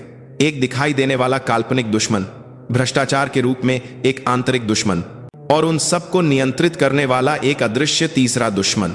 और उस तीसरे दुश्मन की पहचान उनकी कल्पना से कहीं ज्यादा करीब हो सकती थी। तूफान अभी शुरू ही हुआ था। बंकर में अफरा तफरी मच गई थी। दीवार पर लगे स्क्रीन एक साथ लाल चेतावनी संदेशों से भर गए थे और नियंत्रण से बाहर हो चुके सिस्टम बेमतलब का शोर कर रहे थे। सेना की सारी जानकारी रियल टाइम में बाहर लीक हो रही थी और कमांड सिस्टम पूरी तरह से पंगु हो गया था। यह सबसे बुरी स्थिति थी। भारत अमेरिकी संयुक्त सेना का दिमाग दुश्मन के हाथों में चला गया था। लानत है, सभी बाहरी कनेक्शन काट दो, फिजिकली ही सही, उन्हें काट दो। विक्रम चिल्लाया, लेकिन बहुत देर हो चुकी थी। दुश्मन का वायरस पहले ही केंद्रीय तंत्रिका तंत्र में गहराई तक घुस चुका था। अंजलि ने ठंडे दिमाग से स्थिति का विश्लेषण किया। जनरल हरिशंकर सिन्हा की बातें या तो झूठ थीं या उनमें केवल आधी सच्चाई थी। यह सच हो सकता है कि शस्त्र डिफेंस खुफिया एजेंसी की एक मुखौटा कंपनी थी, लेकिन यह घटना स्पष्ट रूप से उनके नियंत्रण से बाहर हो चुकी थी। या यह भी हो सकता है कि जनरल सिन्हा खुद इस पूरी उथल पुथल के पीछे हों। क्या उसने अंजलि और विक्रम का ध्यान शस्त्र डिफेंस पर लगाकर पर्दे के पीछे अपना असली मकसद पूरा करने की कोशिश की थी? मेजर अर्जुन, तुरंत जनरल हरिशंकर सिन्हा के संचार को रिवर्स ट्रैक करो और उसकी वास्तविक स्थिति का पता लगाओ, अंजलि ने आदेश दिया। अब किसी पर भरोसा नहीं किया जा सकता था। उन्हें खुद ही स्थिति को समझना और रास्ता खोजना था। तभी नियंत्रण से बाहर हो चुके केंद्रीय स्क्रीन पर अचानक एक आदमी का चेहरा दिखाई दिया। एक वीडियो कॉल जबरदस्ती कनेक्ट हो गई थी। उसने सैन्य वर्दी के बजाय एक साफ सुथरा सूट पहना हुआ था। उसके पीछे एक शानदार कार्यालय दिखाई दे रहा था। मिलकर खुशी हुई, जनरल अंजलि शर्मा और कर्नल विक्रम राठौड़, उस आदमी ने एक शांत मुस्कान के साथ कहा। उसकी आवाज बेहद शांत थी। मैं अपना परिचय देता हूं। मैं शस्त्र डिफेंस का असली मालिक हूं, जिसे आप लोग पकड़ने के लिए इतने बेताब थे। और मैं उस संगठन का एशिया प्रमुख हूं, जिसे आप कैलिसिस कहते हैं। मिस्टर ब्लैक, इस चौंकाने वाले परिचय से बंकर में मौजूद सभी लोगों की सांसें रुक गईं। शस्त्र डिफेंस का असली मालिक दुश्मन देश के जासूसी संगठन का प्रमुख था, तो फिर जनरल हरिशंकर सिन्हा की मुखौटा कंपनी वाली बात क्या थी? मिस्टर ब्लैक ने जैसे उनके विचारों को पढ़ते हुए अपनी बात जारी रखी। जनरल हरिशंकर सिन्हा ने जो कहा वह आधा सच और आधा झूठ है। शस्त्र डिफेंस वास्तव में आपकी खुफिया एजेंसी द्वारा हमारे मनी ट्रेल को ट्रैक करने के लिए बनाई गई एक मुखौटा कंपनी थी, लेकिन हमने इसका उल्टा फायदा उठाया। जब आपकी खुफिया एजेंसी यह मान रही थी कि वे हम पर नजर रख रहे हैं, तो हम उनकी आंखों और कानों को पूरी तरह से धोखा देकर शस्त्र डिफेंस के माध्यम से भारत के सैन्य रहस्यों को कानूनी रूप से बाहर निकाल रहे थे। घटिया उपकरण की आपूर्ति करना और भ्रष्टाचार करना सब हमारी योजना का हिस्सा था। आपके सैन्य तंत्र का भ्रष्टाचार हमारा सबसे पुल्ली छाता कवच बन गया। उसकी बातें चाकू की तरह अंजलि और विक्रम के सीने में चुभ गईं। वे जिस चीज का पीछा कर रहे थे वह एक विशाल बुराई की असलियत नहीं, बल्कि उनके द्वारा बनाया गया एक भ्रम था। वे दुश्मन की हथेली पर नाच रहे थे। विक्रम को लगा जैसे उसके शरीर का सारा खून खौल रहा हो। तो फिर कैप्टन प्रिया नायर की मौत, वह क्या थी? उसने लगभग चीखते हुए पूछा। मिस्टर ब्लैक के चेहरे पर पहली बार एक व्यंग्यात्मक भाव आया। आह, वह प्रतिभाशाली महिला सैनिक वास्तव में एक होनहार प्रतिभा थी, लेकिन वह बहुत होशियार थी। वह हमारे रहस्य के बहुत करीब आ गई थी। उसने रस्सी की खामी को केवल एक घटिया उत्पाद की समस्या के बजाय एक जानबूझकर की गई तोड़फोड़ की संभावना पर संदेह करना शुरू कर दिया था। इसलिए हमें मजबूरन उसे रास्ते से हटाना पड़ा। बेशक उसका अपराध बोध पूरी तरह से आप पर डाल दिया गया। कर्नल राठौड़, आपके उस अंधे गुस्से की बदौलत हम पिछले 5 सालों में बहुत आराम से काम कर पाए। विक्रम की आंखों के आगे अंधेरा छा गया। उसके जीवन का सहारा, बदला लेने का लक्ष्य, उसके हर काम का कारण वह गुस्सा वास्तव में दुश्मन द्वारा रची गई एक विस्तृत पटकथा का हिस्सा था। वह इस सच्चाई को सहन नहीं कर सका। उसकी दुनिया पूरी तरह से ढह गई। वह वहीं जमीन पर गिर पड़ा। अंजलि ने टूटते हुए विक्रम को देखकर अपने होंठ काट लिए। यह निराश होने का समय नहीं था। तुम्हारा मकसद क्या है, कमीने? अंजलि ने तीखे स्वर में पूछा। मकसद आसान है। हम इस संयुक्त अभ्यास के माध्यम से भारत अमेरिकी संयुक्त सेना की कमान और नियंत्रण प्रणाली पर पूरी तरह से कब्जा करना चाहते हैं और उस जानकारी का उपयोग करके दुनिया की सैन्य शक्ति के संतुलन को फिर से स्थापित करना चाहते हैं और उसको बारी परिष्कर में हमें लगातार के लोक संतार की तक आसान है। इस पर भारत एक बारी पर की छापी समझ आया था। योजना की अंतिम पहेली को पूरा करने के लिए हमें आपकी थोड़ी मदद चाहिए। मिस्टर ब्लैक ने स्क्रीन से एक फाइल भेजी। यह सेना के वायु रक्षा नेटवर्क का नियंत्रण सौंपने वाला अंतिम पासवर्ड कोड था। जनरल शर्मा, अगर आप यह पासवर्ड कोड दर्ज करती हैं तो हम चुपचाप चले जाएंगे। बेशक हम आपकी और कर्नल राठौड़ की जान भी बख्श देंगे, लेकिन अगर आप इनकार करती हैं तो यह बंकर आपकी कब्र बन जाएगा। हम दूर से ही सेल्फ डिस्ट्रक्ट सिस्टम को सक्रिय कर सकते हैं। चुनाव आपका है। यह एक ऐसी धमकी थी जिसे अस्वीकार नहीं किया जा सकता था। क्या देश के साथ विश्वासघात करके अपने अधीनस्थों की जान बचाई जाए या सब एक साथ मर जाएं? बंकर में मौजूद सभी की नजरें अंजलि पर टिक गईं। उसके फैसले पर दर्जनों लोगों की जान और देश का भविष्य टिका था। अंजलि ने अपनी आंखें बंद कर लीं। उसके दिमाग में हजारों संभावनाएं तेजी से टकरा रही थीं। यह पहला मोड़ था। वे जिस दुश्मन का पीछा कर रहे थे उसकी असलियत उनकी कल्पना से बिल्कुल अलग थी और उनकी हर कार्रवाई दुश्मन की योजना के तहत पूरी तरह से नियंत्रित थी। न्याय के प्रति उनका विश्वास अंततः दुश्मन को सबसे शक्तिशाली हथियार सौंपने का कारण बन गया था। लेकिन अंजलि ने अभी हार नहीं मानी थी। मिस्टर ब्लैक की योजना में भी जरूर कोई खामी होगी। वह बहुत ज्यादा आत्मविश्वासी था। और यही अहंकार उसकी हार का कारण बनेगा। उसने अपनी आंखें खोली। उसकी आंखों में अब कोई भ्रम या निराशा नहीं थी, केवल स्टील जैसी दृढ़ता चमक रही थी। उसने मिस्टर ब्लैक की ओर मुंह खोला और उसके मुंह से जो जवाब निकला उसकी उम्मीद बंकर में किसी ने भी नहीं की थी, यहां तक कि मिस्टर ब्लैक ने भी नहीं। ठीक है, मैं कोड डालूंगी। अंजलि के जवाब से बंकर में मौजूद सभी लोग हैरान रह गए। मेजर अर्जुन कुमार ने अविश्वास भरी नजरों से उसे देखा। मैडम, नहीं, यह स्पष्ट रूप से देशद्रोह है। चुप रहो मेजर, यह एक आदेश है। अंजलि की आवाज बर्फ की तरह ठंडी थी। वह धीरे धीरे केंद्रीय नियंत्रण कंसोल की ओर चली गई। स्क्रीन पर मिस्टर ब्लैक के चेहरे पर एक संतोषजनक मुस्कान थी। समझदारी का चुनाव, जनरल शर्मा। आप वास्तव में यथार्थवादी हैं। विक्रम जमीन पर बैठा हुआ यह सब खालीपन से देख रहा था। वह विश्वास नहीं कर पा रहा था कि अंजलि, जिसके प्रति उसके मन में सम्मान जागने लगा था, जिसका उसे विश्वास था कि वह स्टील जैसे सिद्धांतों वाली है, इतनी आसानी से टूट जाएगी। विश्वासघात और निराशा ने उसकी बची खुची आत्मा को भी खा लिया। उसे लगा सब कुछ खत्म हो गया है। अंजलि कंसोल के सामने खड़ी हुई और मिस्टर ब्लैक द्वारा भेजे गए पासवर्ड कोड को डालने की तैयारी करने लगी। उसकी उंगलियां कीबोर्ड पर धीरे धीरे चलने लगीं। जैसे जैसे एक एक अक्षर टाइप हो रहा था, बंकर का माहौल और भी भारी होता जा रहा था। लेकिन वह जो टाइप कर रही थी वह मिस्टर ब्लैक का भेजा हुआ पासवर्ड कोड नहीं था।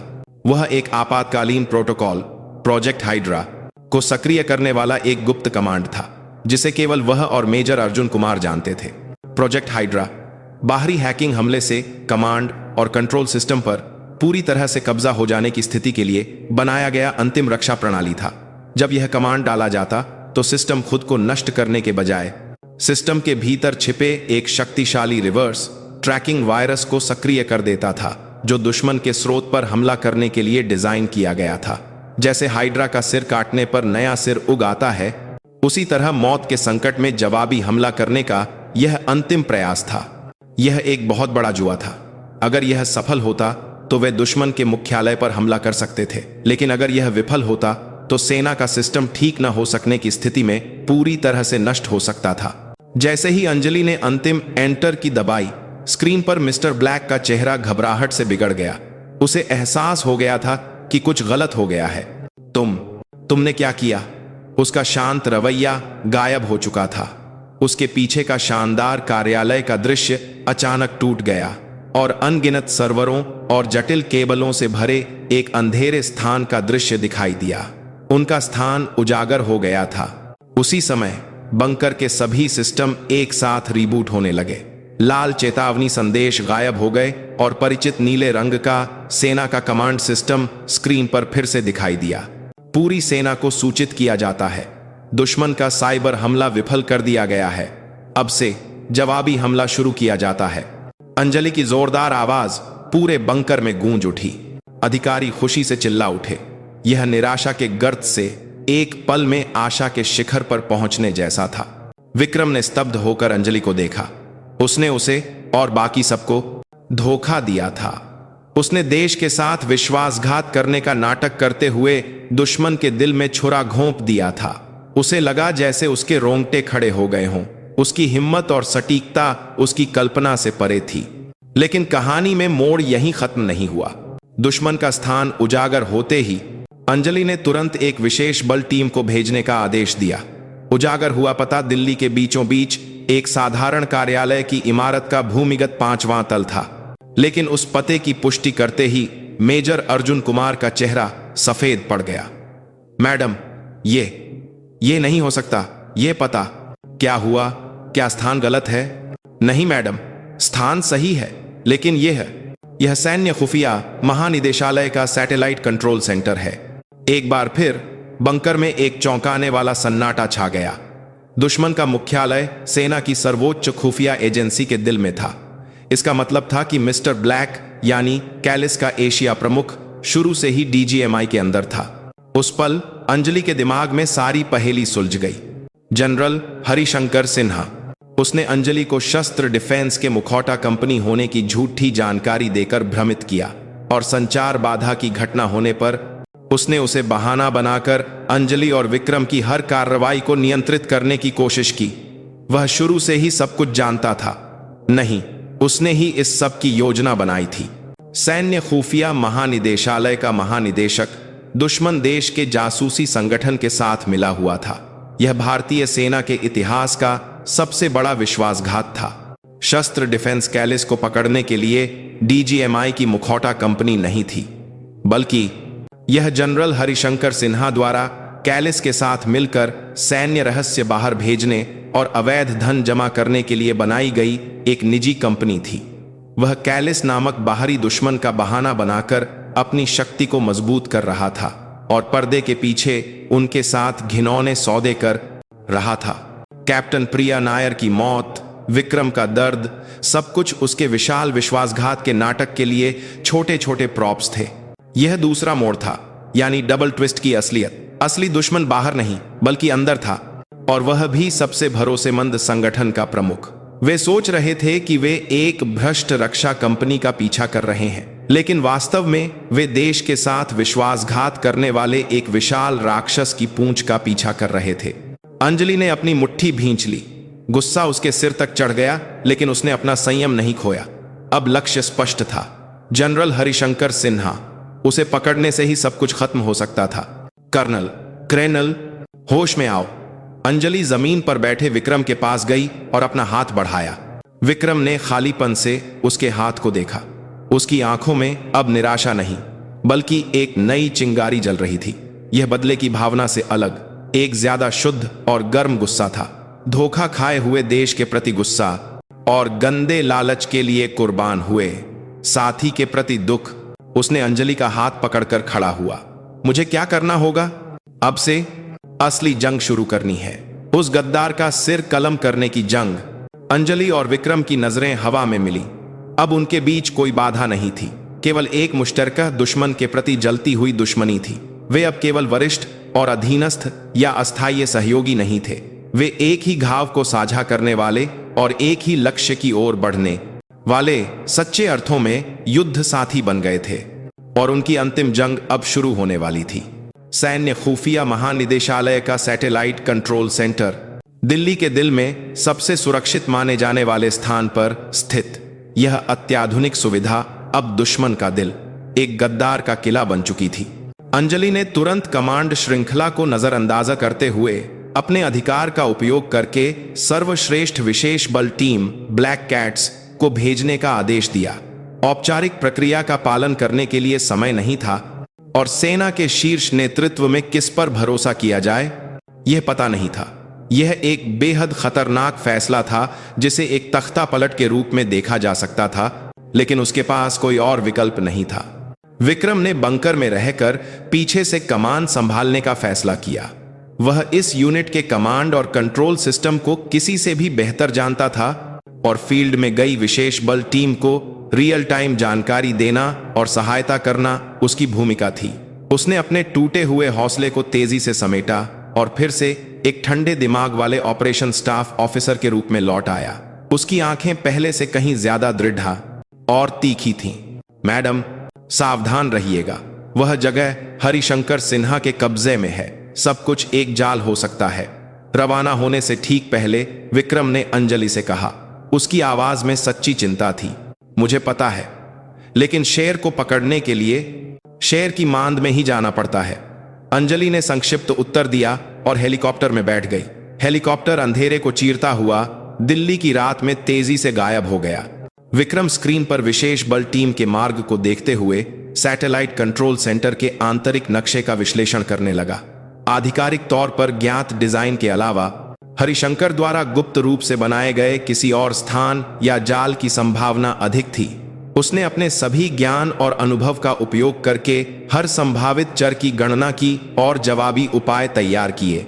उसी समय सैटेलाइट कंट्रोल सेंटर के भूमिगत 5वें तल पर जनरल हरिशंकर सिन्हा अंजलि के जवाबी हमले से अपना स्थान उजागर होने पर घबराए बिना तुरंत अपनी अगली योजना पर काम कर रहा था। उसने शुरू से ही विफलता की स्थिति के लिए तैयारी कर रखी थी। मिस्टर ब्लैक, योजना के अनुसार अंतिम प्रोटोकॉल शुरू करो। अब इन लोगों के साथ खेलने का समय नहीं है। उसके बगल में खड़े मिस्टर ब्लैक यानी कैलिस के एशिया प्रमुख ने सिर हिलाया और कंप्यूटर में जटिल कमांड डालना शुरू कर दिया।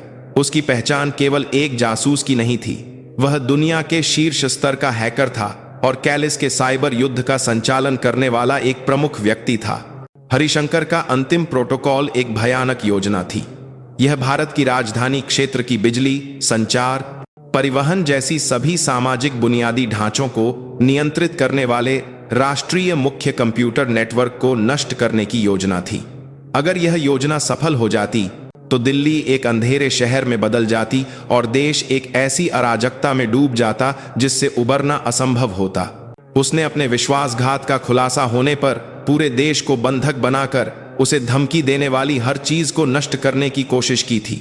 वह एक सैनिक नहीं बल्कि एक पागल आतंकवादी था। अंजलि के यहां पहुंचने में अभी 20 मिनट हैं। हमें उससे पहले सब कुछ खत्म करना होगा, हरिशंकर ने शांत भाव से कहा। उसके चेहरे पर अपराध बोध का कोई निशान नहीं था। वह अपने लालच और सत्ता की भूख के लिए अपने देश को बर्बाद करने में जरा भी नहीं झिझका। विशेष बल टीम को ले जा रहा हेलीकॉप्टर डीजीएमआई की इमारत की छत पर पहुंचा।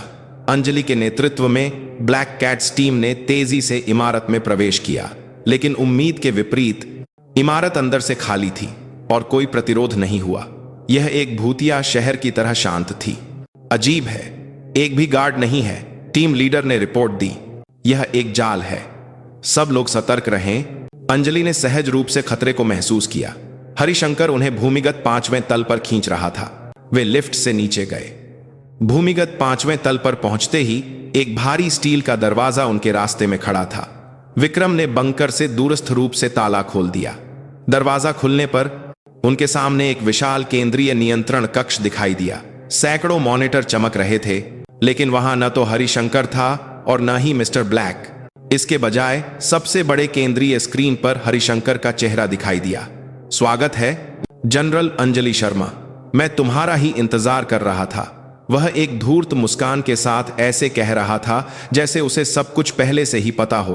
तुम सोच रही होगी कि तुम जीत गई, लेकिन असली खेल अब शुरू होता है। मैं अब इस देश के दिल को रोकने जा रहा हूं। जैसे ही मैं स्विच दबाऊंगा, दिल्ली अंधेरे में डूब जाएगी और इसकी सारी जिम्मेदारी एक गद्दार को न रोक पाने वाली एक अक्षम कमांडर यानी तुम पर आएगी। स्क्रीन पर दिल्ली के बिजली और संचार नेटवर्क का नक्शा दिखाई दिया और उसके केंद्र में एक लाल रंग का काउंटडाउन शुरू हो गया था। बचा हुआ समय केवल 10 मिनट था। अगर मुझे रोकना चाहती हो तो इस भूल भुलैया जैसी जगह में मुझे ढूंढ कर दिखाओ, लेकिन समय तुम्हारे पक्ष में नहीं होगा।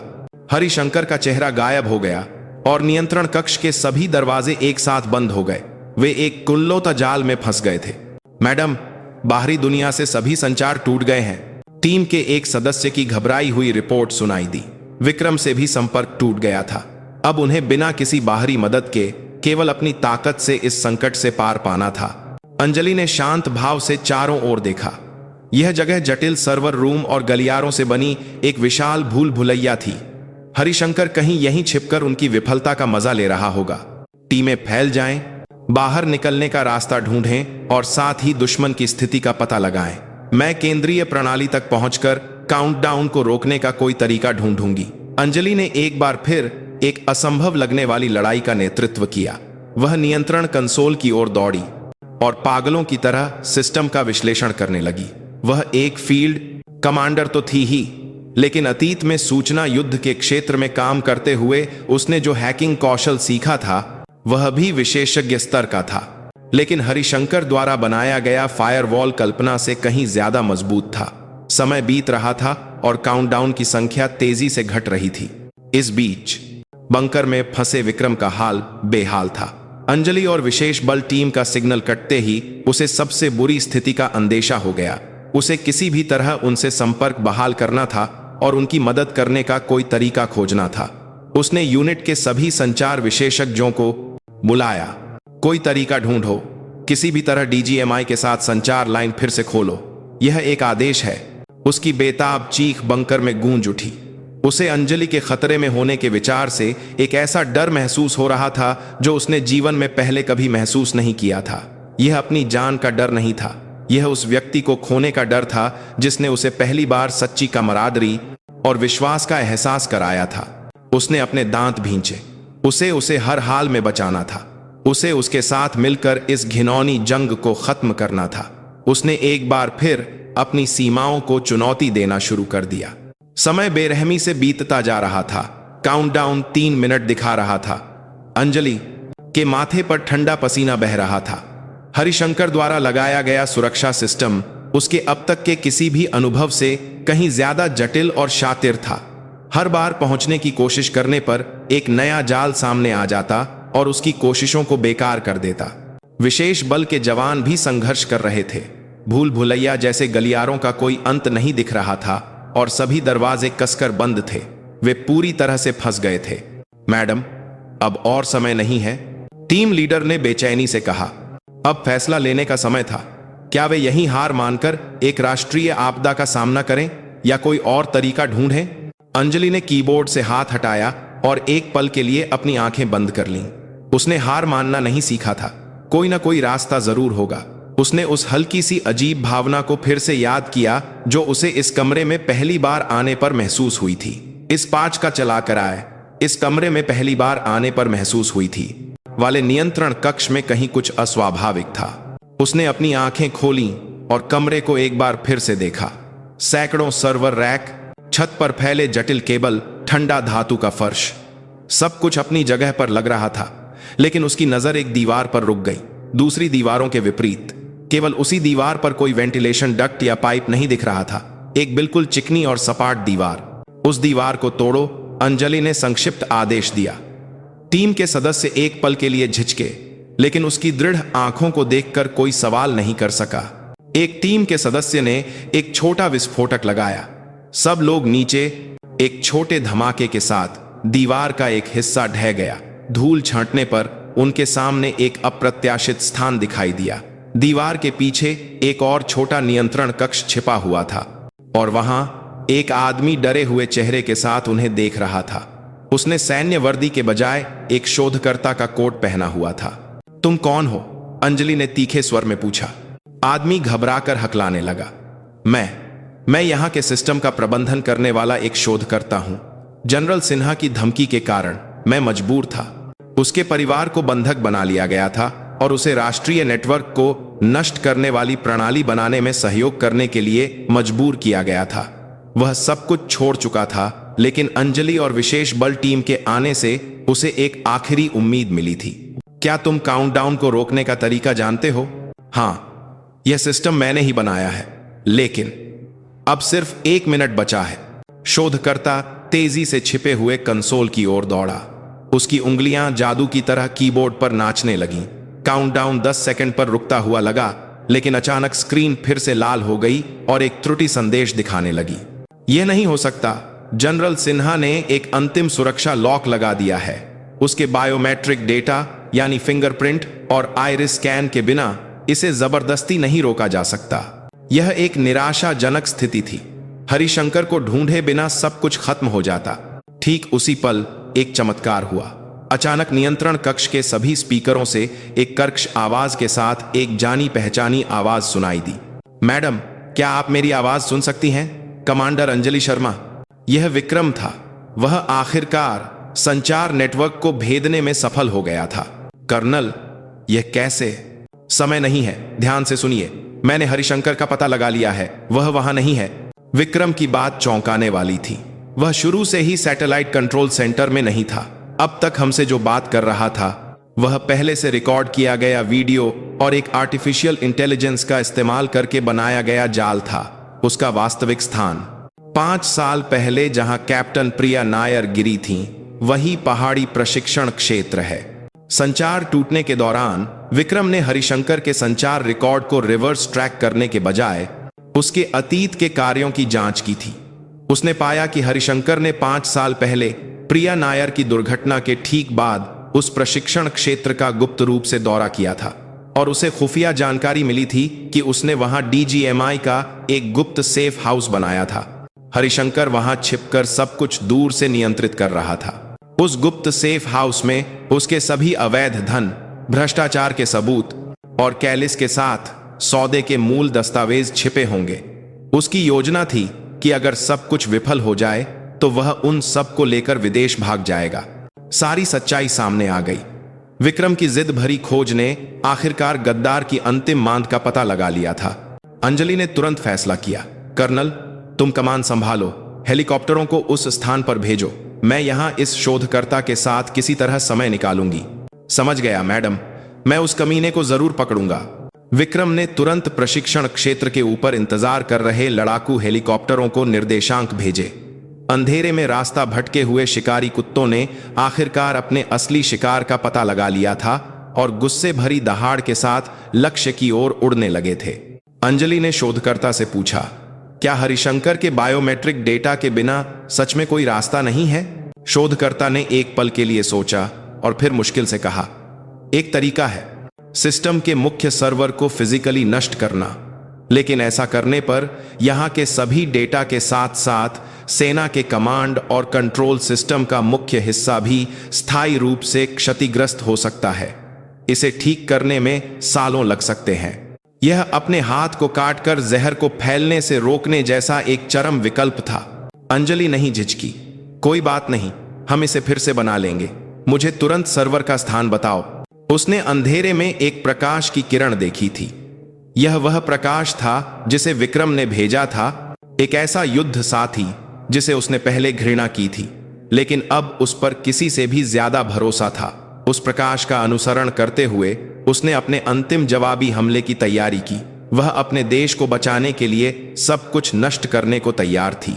घने अंधेरे से ढका पहाड़ी प्रशिक्षण क्षेत्र।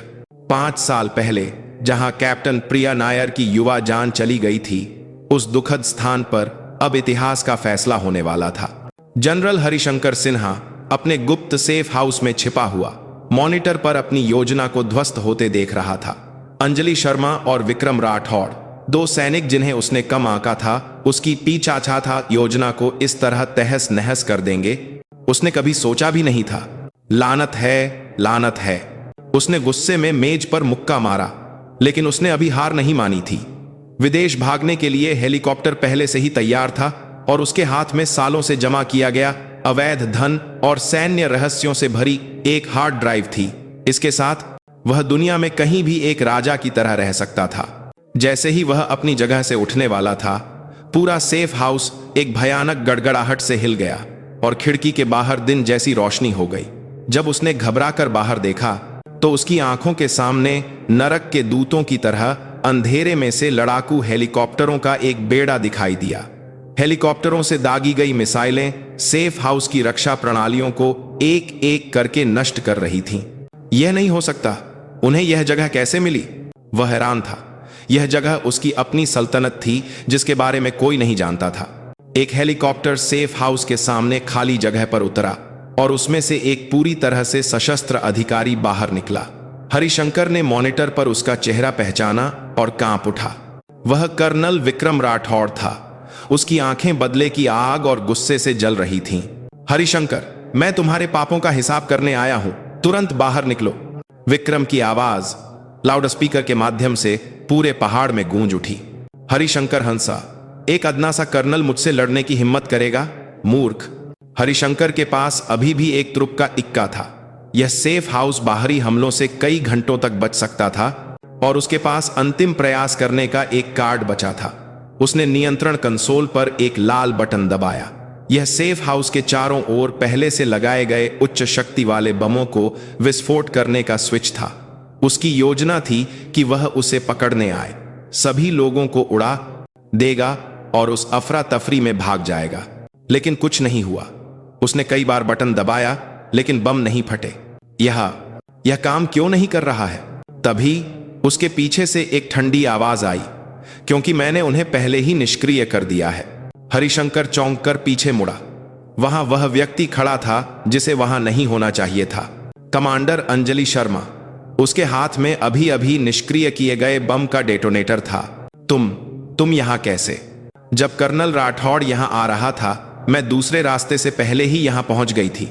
मैंने सोचा था कि हेलीकॉप्टर के शोर में तुम मेरे आने की आहट नहीं सुन पाओगे। मनोवैज्ञानिक युद्ध जो मुझे पसंद है, मैं भी थोड़ा बहुत कर लेती हूं। अंजलि ने दिल्ली के सैटेलाइट कंट्रोल सेंटर में जानबूझकर समय बर्बाद किया ताकि हरिशंकर लापरवाह हो जाए और विशेष बल टीम को पीछे छोड़कर वह अकेले ही सबसे तेज परिवहन विमान का उपयोग करके पहले ही यहां घुस आई थी। उसे अनुमान था कि हरिशंकर अंतिम प्रयास करेगा, इसलिए उसने सबसे पहले बमों को निष्क्रिय किया। सब कुछ उसकी गणना के अनुसार था। हरिशंकर पूरी तरह से घिर चुका था। उसने अंतिम उपाय के रूप में अपनी कमर से पिस्तौल निकाली और अंजलि पर तान दी। पीछे हटो वरना गोली मार दूंगा। लेकिन अंजलि जरा भी नहीं डरी। गोली मारो, लेकिन अगर तुम मुझे गोली मार भी दो तो भी तुम यहां से बचकर नहीं निकल पाओगे। यह पहाड़ चारों ओर से घिरा हुआ है और तुम्हारे सारे पाप दुनिया के सामने आ चुके हैं। तुम्हारा खेल खत्म हो गया है हरिशंकर। ठीक उसी समय सेफ हाउस का दरवाजा जोर से खुला और विक्रम विशेष बल के जवानों के साथ अंदर घुस आया। विक्रम ने हरिशंकर को अंजलि पर पिस्तौल ताने देखा और उसका खून खौल उठा। इस गद्दार को। जैसे ही विक्रम उस पर झपटने वाला था, अंजलि ने हाथ उठाकर उसे रोक दिया। रुको कर्नल, इसका फैसला हम नहीं, कानून करेगा, उसने हरिशंकर से कहा। पिस्तौल फेंक दो।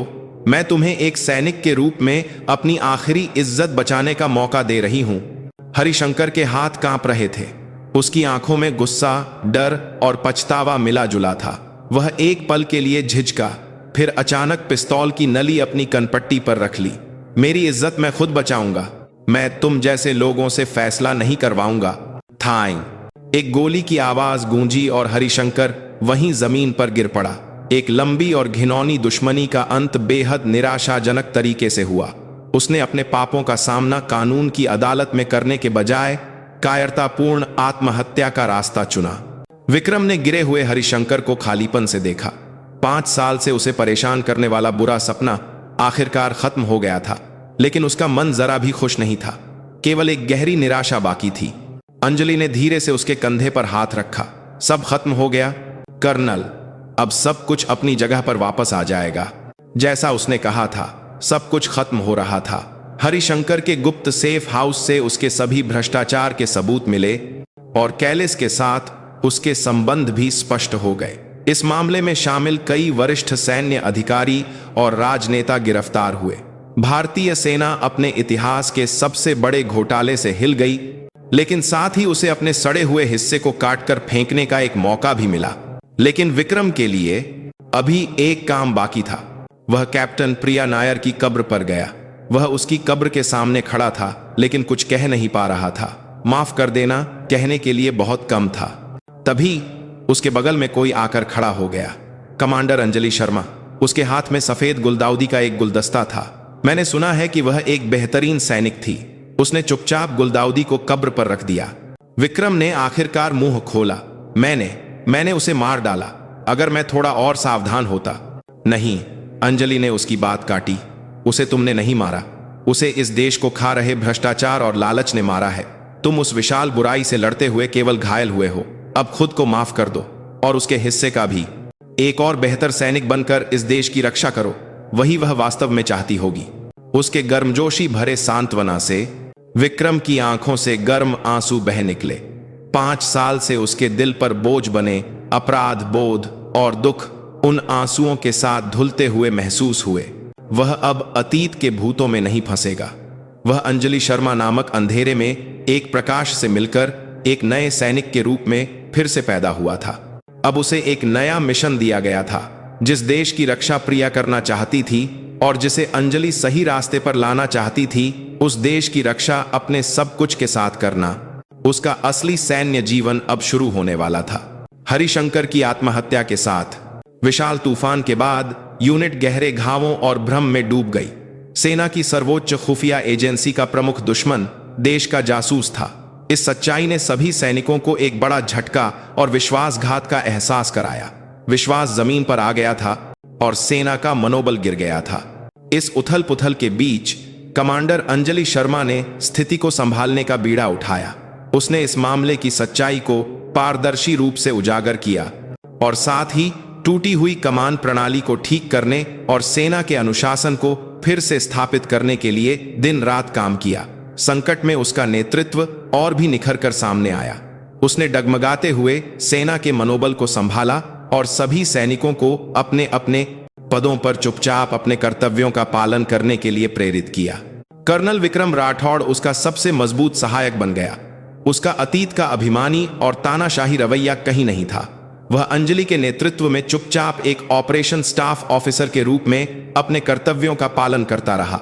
उसने अपनी बेहतरीन ऑपरेशनल क्षमता का उपयोग करके प्रशिक्षण रुकने से उत्पन्न सुरक्षा के खालीपन को भरा और नई रक्षा योजनाएं बनाने में लग गया। लेकिन जो बदला था वह सिर्फ उसके काम करने का तरीका नहीं था, उसका मानवीय पक्ष भी पूरी तरह से बदल गया था। वह अब महिला सैनिकों को नजरअंदाज या अपमानित नहीं करता था, बल्कि उसने कैप्टन मीरा नायर सहित महिला अधिकारियों को अलग से बुलाकर अपने अतीत के गलत कामों के लिए ईमानदारी से माफी मांगी। मुझे माफ कर देना कैप्टन नायर, और बाकी सभी महिला अधिकारियों से भी। मैं मूर्ख था। आप सब बेहतरीन सैनिक हैं, लेकिन मेरी संकीर्ण सोच के कारण मैंने आपको बहुत दुख पहुंचाया। मैं माफी मांगने के लिए नहीं कहूंगा, लेकिन मैं आगे अपने कार्यों से यह साबित करूंगा कि मैं कितना गलत था। उसकी सच्ची माफी पर महिला अधिकारी पहले तो हैरान हुई, लेकिन फिर उन्होंने उसके बदलाव को स्वीकार करना शुरू कर दिया। ऑपरेशन कमांड कंट्रोल रूम का जमा हुआ माहौल धीरे धीरे पिघलने लगा और उसकी जगह लिंग और रैंक से परे एक दूसरे का सम्मान करने और विश्वास करने की एक नई संस्कृति ने ले ली। बेशक सब कुछ सुचारू नहीं था। हरिशंकर मामले पर रक्षा मंत्रालय की जांच शुरू होने पर अंजलि और विक्रम को कठिन समय का सामना करना पड़ा। कुछ रूढ़िवादी जनरलों ने तर्क दिया कि कमान श्रृंखला को नजरअंदाज करने और मनमाने ढंग से काम करने के लिए अंजलि को जिम्मेदार ठहराया जाना चाहिए। इसके अलावा विक्रम द्वारा अतीत में किए गए कई दुर्व्यवहार के मामले फिर से सामने लाए गए। उन्हें कई बार जांच का सामना करना पड़ा और सुनवाई में बुलाकर तीखे सवालों के जवाब देने पड़े, लेकिन वे नहीं डगमगाए। उन्होंने गर्व से साबित किया कि उनकी हर कार्रवाई केवल देश और सेना के लिए थी, और कई ईमानदार सैनिकों और जनता ने उनका साथ दिया। विशेष रूप से राष्ट्रीय नेटवर्क नियंत्रण कक्ष के शोधकर्ता ने, जिसे उन्होंने बचाया था, एक निर्णायक गवाही दी और मीडिया ने उन्हें देश को बचाने वाले नायकों के रूप में प्रशंसा की। अंत में सेना के शीर्ष नेतृत्व ने अंजलि की सभी कार्रवाइयों को उचित माना और उल्टे उसकी सेवाओं की सराहना करते हुए उसे एक वीरता पदक से सम्मानित किया। विक्रम के मामले में उसके अतीत के गलत कामों को नजरअंदाज करते हुए इस मामले में उसकी सेवाओं को मान्यता देकर उसे कर्नल से ब्रिगेडियर के पद पर पदोन्नत करने का निर्णय लिया गया। यह एक अभूतपूर्व निर्णय था, लेकिन किसी ने भी इस पर कोई आपत्ति नहीं जताई। समय के साथ यूनिट धीरे धीरे स्थिर हो गई। घाव गहरे थे, लेकिन उन घावों के माध्यम से सेना और भी मजबूत हो रही थी। पुरानी और भ्रष्ट चीजों के गायब होने पर नई आशा और विश्वास का अंकुरण हो रहा था। एक साफ दिन की दोपहर अंजलि अपने कार्यालय से खिड़की से बाहर परेड ग्राउंड को देख रही थी। परेड ग्राउंड में ब्रिगेडियर विक्रम राठौड़ नए अधिकारियों को प्रशिक्षण दे रहे थे। उसकी आवाज अब भी जोरदार थी, लेकिन उसमें अतीत की तरह गुस्सा नहीं, बल्कि गर्मजोशी और प्रोत्साहन था। विशेष रूप से वह एक युवा महिला लेफ्टिनेंट की मुद्रा को खुद ठीक करते हुए उसे प्यार से सलाह दे रहा था। यह दृश्य 5 साल पहले उसके प्रिया नायर को प्रशिक्षित करने के दृश्य जैसा लग रहा था। अंजलि के होठों पर एक शांत मुस्कान आ गई। उसने सिर्फ एक अभिमानी अधिकारी को नहीं बदला था, उसने शायद इस पूरी सेना को और शायद इस देश को एक बेहतर जगह बनाने में सफलता हासिल की थी। तभी मेजर अर्जुन कुमार ने आकर report the. Madam, chief of staff का फोन आया था। उन्होंने आपको अगले चीफ ऑफ ऑपरेशंस के रूप में नामित किया है। चीफ ऑफ ऑपरेशंस पूरी सेना के ऑपरेशनों का संचालन करने वाला सेना के शीर्ष 5 पदों में से एक। यह एक महिला सैनिक के लिए पहली बार था। अंजलि ने एक पल के लिए खिड़की से बाहर देखा और फिर सिर हिलाया। ठीक है, लेकिन उनसे कहो कि मैं यहाँ कुछ और समय रहना चाहती हूँ। अभी भी मेरा काम बाकी है। उसके लिए उच्च पद या सम्मान से ज्यादा इस घायल यूनिट को पूरी तरह से फिर से बनाना और विक्रम जैसे और भी बेहतरीन कमांडरों को तैयार करना ज्यादा महत्वपूर्ण था। उसकी असली जंग सत्ता हासिल करना नहीं, बल्कि लोगों का निर्माण करना और आशा जगाना था। मेजर अर्जुन के जाने के बाद अंजलि ने फिर से खिड़की से बाहर देखा। दूर विक्रम प्रशिक्षण समाप्त करने वाली महिला लेफ्टिनेंट के कंधे को प्रोत्साहित करते हुए थपथपा रहा था। उस दृश्य को देखकर अंजलि को लगा कि यह अंत नहीं, बल्कि एक नई शुरुआत है। एक बेहतर सेना, एक अधिक न्यायपूर्ण देश बनाने के लिए एक लंबी और पुनर्निर्माण की प्रस्तावना अभी अभी बजनी शुरू हुई थी। शांति आ गई थी, लेकिन उस विशाल घटना के घाव उम्मीद से ज्यादा गहरे और स्थायी थे। हरिशंकर और कैलिस के संबंध सतही तौर पर तो खत्म हो गए थे, लेकिन अंजलि को अंदेशा था कि एक अदृश्य खतरा अभी भी सेना के भीतर मौजूद है। हरिशंकर शायद हिमशैल का सिरा मात्र था, उसके सहयोगी या उसके संरक्षण में फले फूले अन्य भ्रष्ट तत्व अभी भी कहीं छिपे हुए अवसर की तलाश में होंगे। उसकी चिंता जल्द ही सच साबित हुई। सेना के भीतर एक अजीब अफवाह फैलने लगी, यह कि अंजलि और विक्रम ने इस मामले को गढ़ा था और वास्तव में उन्होंने हरिशंकर को हटाकर सेना पर कब्जा करने के लिए एक तख्ता पलट किया था। अफवाह का स्रोत अस्पष्ट था, लेकिन यह बहुत ही संगठित और चालाकी से फैल रही थी और जनमत को हिला रही थी। और तो और विक्रम की पदोन्नति से नाखुश ताकतों ने उसके अतीत के दुर्व्यवहार को फिर से कुरेदना शुरू कर दिया। उसके द्वारा अतीत में महिला सैनिकों के साथ की गई हिंसा और अपमानजनक हरकतों का विस्तृत विवरण रक्षा मंत्रालय और मानवाधिकार आयोग को भेजा गया। चूंकि आरोप ज्यादातर सच थे, विक्रम असहाय था। जनमत तेजी से खराब हो गया। देश को बचाने वाले नायक की प्रशंसा गायब हो गई और उसकी जगह मानवाधिकारों का उल्लंघन करने वाले कमांडर की निंदा होने लगी। सेना के शीर्ष नेतृत्व पर भी दबाव पड़ा। उन्होंने विक्रम पर सारी जिम्मेदारी डालकर उसे बलि का बकरा बनाने की कोशिश की। ब्रिगेडियर राठौड़ के खिलाफ एक अनुशासनात्मक समिति का गठन किया जाएगा। उसे कुछ समय के लिए पद से हटाकर आराम करने दिया जाए, चीफ ऑफ स्टाफ ने अंजलि को सूचित किया। यह एक तरह से पदावंती थी। अंजलि ने तुरंत विरोध किया। सर, यह स्पष्ट रूप से एक बदले की कार्रवाई है। ब्रिगेडियर राठौड़ ने अतीत में गलतियां की हैं, लेकिन उसने पश्चाताप किया है और एक नया इंसान बन गया है, और इस मामले में उसकी सेवाओं को देखते हुए यह एक बहुत ही अन्यायपूर्ण व्यवहार है। मुझे पता है जनरल शर्मा, लेकिन जनमत ठीक नहीं है। सेना की स्थिरता के लिए यह एक अनिवार्य विकल्प है। चीफ ऑफ स्टाफ का जवाब दृढ़ था। अंजलि ने बेबसी महसूस की। एक विशाल दुश्मन को हराने से कहीं ज्यादा मुश्किल अंदर के अदृश्य दुश्मनों से लड़ना था। विक्रम ने शांति से वास्तविकता को स्वीकार कर लिया। उसने अपने कार्यालय में अपना सामान समेटते हुए अंजलि से कहा, कोई बात नहीं मैडम, यह सब मेरे अतीत के बोए हुए बीज हैं। मुझे अपने पापों की कीमत चुकानी होगी। मैं आप पर कोई आंच नहीं आने देना चाहता। उसका चेहरा शांत लग रहा था, लेकिन अंजलि उसकी आंखों की गहराई में छिपे गहरे घाव और निराशा को पढ़ सकती थी। वह अभी अभी एक नया जीवन शुरू करने वाला था, लेकिन अतीत के भूत फिर से उसके पैरों में बेड़ियां डाल रहे थे। नहीं, यह सिर्फ तुम्हारी जिम्मेदारी नहीं है, यह इस पूरे संगठन की समस्या है। मैं इसे जरूर ठीक करूंगी। अंजलि ने हार नहीं मानी। उसने इस साजिश के पीछे की ताकतों का पता लगाने का फैसला किया। उसने फिर से मेजर अर्जुन कुमार के साथ गुप्त रूप से जांच शुरू की। जांच आसान नहीं थी। दुश्मन चालाकी से छिपे हुए थे और कोई निशान नहीं छोड़ रहे थे। लेकिन अंजलि जांच कर दिया गया, निकल लेंगे पाती को 2000 तोड़कर ने जिद नहीं छोड़ी। उसने विक्रम के खिलाफ भेजे गए पत्रों की लिखावट और शैली का विश्लेषण किया और अफवाह के स्रोत को ट्रैक किया। आखिरकार उसे एक निर्णायक सुराग मिला। सभी सबूत एक ही व्यक्ति की ओर इशारा कर रहे थे। सेना के लॉजिस्टिक्स कमांड के प्रमुख मेजर जनरल प्रकाश सिंह। वह हरिशंकर का बैचमेट था और अतीत में हरिशंकर के संरक्षण में हर तरह के भ्रष्टाचार में लिप्त रहा था। हरिशंकर के हटने के बाद उसे डर था कि अगला नंबर उसका होगा, इसलिए उसने अंजलि और विक्रम को पहले ही रास्ते से हटाने के लिए यह सारी साजिश रची थी। सच्चाई सामने आने पर सेना में एक बार फिर खलबली मच गई।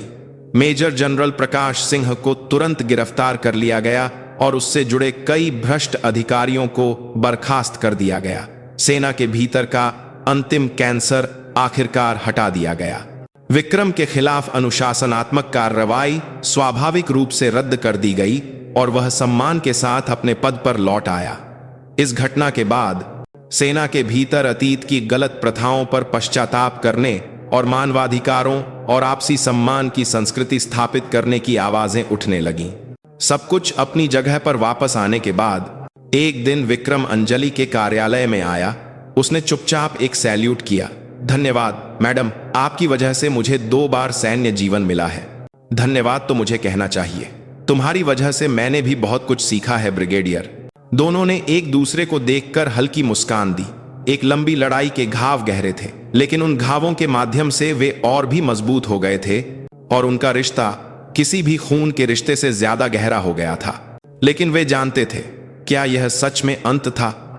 दुनिया में हमेशा नए खतरे और अन्याय पैदा होते रहते हैं। उन्हें शायद आगे भी कई लड़ाइयां लड़नी पड़े, लेकिन अब वे अकेले नहीं थे। जब तक वे एक दूसरे के साथ थे, वे किसी भी कठिनाई को पार कर सकते थे। उनकी नजरें कार्यालय की खिड़की से परे नीले आसमान की ओर थीं। उस आसमान के नीचे उनका देश था जिसे उन्हें बचाना था, और उनका भविष्य था जिसे उन्हें बनाना था। कई महीने बीत गए। तूफान के बाद सेना ने आश्चर्यजनक गति से स्थिरता हासिल की और एक नई व्यवस्था का निर्माण किया। कमांडर अंजलि शर्मा और ब्रिगेडियर विक्रम राठौड़ की कहानी सेना में एक किंवदंती की तरह सुनाई जाने लगी। वे केवल नायक नहीं, बल्कि परिवर्तन और नवाचार के प्रतीक बन गए थे। विक्रम ने ऑपरेशन स्टाफ ऑफिसर की भूमिका से आगे बढ़कर यूनिट में सुधार का बीड़ा उठाया। उसने अतीत में की गई गलतियों को न दोहराने के लिए बैरक संस्कृति में सुधार का नेतृत्व किया। विशेष रूप से नॉटिस्टिक क्लारिक विक्रम ने काव्या सामने वह महिला सैनिकों के अधिकारों को बढ़ावा देने और उनकी भूमिका का विस्तार करने में सबसे आगे था। उसके नेतृत्व में यूनिट में पहली बार केवल महिला सैनिकों से बनी एक विशेष मिशन टीम का गठन किया गया। एक समय जो महिला सैनिकों को कीड़े की तरह देखता था, वह अब उनका सबसे मजबूत समर्थक बन गया था। उसके बदलाव ने कई लोगों को गहरी प्रेरणा दी। अंजलि ने चीफ ऑफ ऑपरेशंस के पद को अंततः अस्वीकार कर दिया और फील्ड में रहकर युवा पीढ़ी को तैयार करने में लग गई।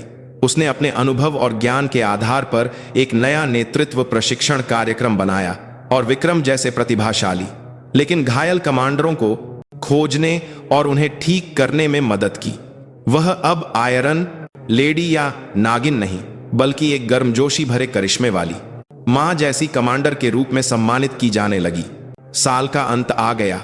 यूनिट में एक छोटा सा विदाई समारोह आयोजित किया गया। सभी सैनिकों के चेहरों पर शांति और राहत थी। समारोह के बीच में अंजलि और विक्रम कुछ देर के लिए बाहर निकलकर तारों से भरे परेड ग्राउंड में साथ साथ चलने लगे। ठंडी रात की हवा ताजगी भरी थी। इस साल बहुत कुछ हुआ। अंजलि ने पहले चुप्पी तोड़ी। जी मैडम, यह एक ऐसा साल था जिसने मेरी पूरी जिंदगी बदल दी, विक्रम ने शांति से उत्तर दिया। वह एक पल के लिए रुका और रात के आसमान में तारों को देखने लगा। कभी कभी मैं कैप्टन प्रिया नायर के बारे में सोचता हूं। अगर वह आज यह सब देखती तो क्या कहती? वह जरूर खुश होती, क्योंकि तुमने आखिरकार अपनी अकेली लड़ाई खत्म कर ली है और एक बड़े उद्देश्य के लिए लड़ने वाले एक बेहतरीन सैनिक बन गए हो। अंजलि के गर्मजोशी भरे शब्दों से विक्रम के चेहरे पर एक हल्की मुस्कान आ गई। दोनों कुछ देर तक चुपचाप साथ चलते रहे। अब ज्यादा शब्दों की जरूरत नहीं थी। वे एक दूसरे की आंखों से ही सब कुछ समझ सकते थे। परेड ग्राउंड के अंत में पहुंचकर अंजलि रुक गई।